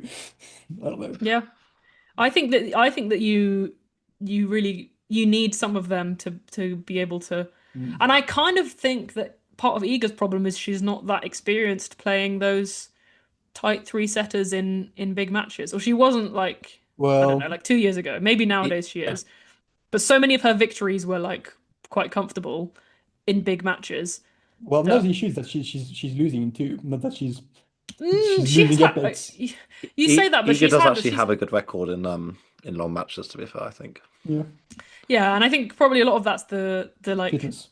fitness, yeah. Yeah. But Yeah. I just my point is more broadly like I Yes. think you do Yeah, need to sorry. get you do need to have experience in situations like let's say against slightly worse players if you want to be able to do them against better players, kind of. Yeah, I really think you just donate 2 sets to Shelton. I think that would be a nice moment. Mm. You know, it would be kind, first of all, that's important. All-time greats aren't really kind, I was thinking about that. I was like, wow. Alcaraz was like, oh, I don't want I don't want to leave anything to anyone. I'm like, oh wow, you're a psychopath. And so is Djokovic. But I think is a very kind person, and it would be helpful for him and kind to give Shelton 2 sets. So I'm hoping for that, and so that's I'm manifesting those events, even though I would be crashing the fuck out if he did do that. So maybe I'll change my mind, but yeah, as of now, that's where Also, I am. Also, you need to generate that like lore behind you. It's like Nadal used to do all the time, all this bullshit clowning around so that he can seem like the epic warrior who pushed through injury. And it's like, no, you showed up at Roland Garros and you won. Like this is what happened here, and everyone's trying to make it more than what it actually was. Sinner needs to do that. He needs to go, oh, I'm down 2 sets to love against Ben Shelton. Oh no, and then he wins it, and it's epic. Didn't need to be that way, but now everyone feels like I'm such a legend and that this tournament was incredible. He kind of tried it with Medvedev, yeah, but for some reason people didn't kind of Yeah. appreciate. Okay, yeah. But yeah, I think yeah, that's kind of what we have on this, 3050 thing. It's a thing, but it's like not a thing. It's like I don't think I should be worried the next time he gets there, but I probably will. It's yeah. Sometimes tennis is kind of funny like that, that like Yeah. stuff that's like kind of random. Like I'd love to know other coincidence stats like that. Like a kind of like, oh, Serena never beat anyone on her birthday or something like that. I don't know. Those kind of things, they're quite funny. yeah. But yeah, so that's another 10-minute segue. Thank you for listening to this very lengthy pod. We are almost at 6 length. Now, yeah, not the best slam per se, but we still had quite a lot to say about it. The worst slam, I believe. I do believe that. Yeah, we need to find a title to match that energy, maybe. Actually, maybe we need to clickbait with like an Alcaraz thing that people will want to listen. I don't know. We'll figure that out. You'll never believe what's revealed on this episode. You never will. Thank you for listening. Reach out, some comments, whatever, share with your friends, your mom. Do whatever you need to do. And thank you to Oscar for joining us. Something we had been planning on doing for a while, so it was a really fun conversation. Yeah, thank you. Thank you for Ne- having the me on. next- It's been good fun. The next episode will be the ELO episode. Yeah, I only got Because we like a couple of mentions yeah. of it in, so I was a bit disappointed about Yeah. that. But Yeah, because we will have nothing else to talk about after Abu Dhabi and Montpellier. we'll do the tennis 128 analysis next time. For sure. Anyway, thank you for listening. Bye bye.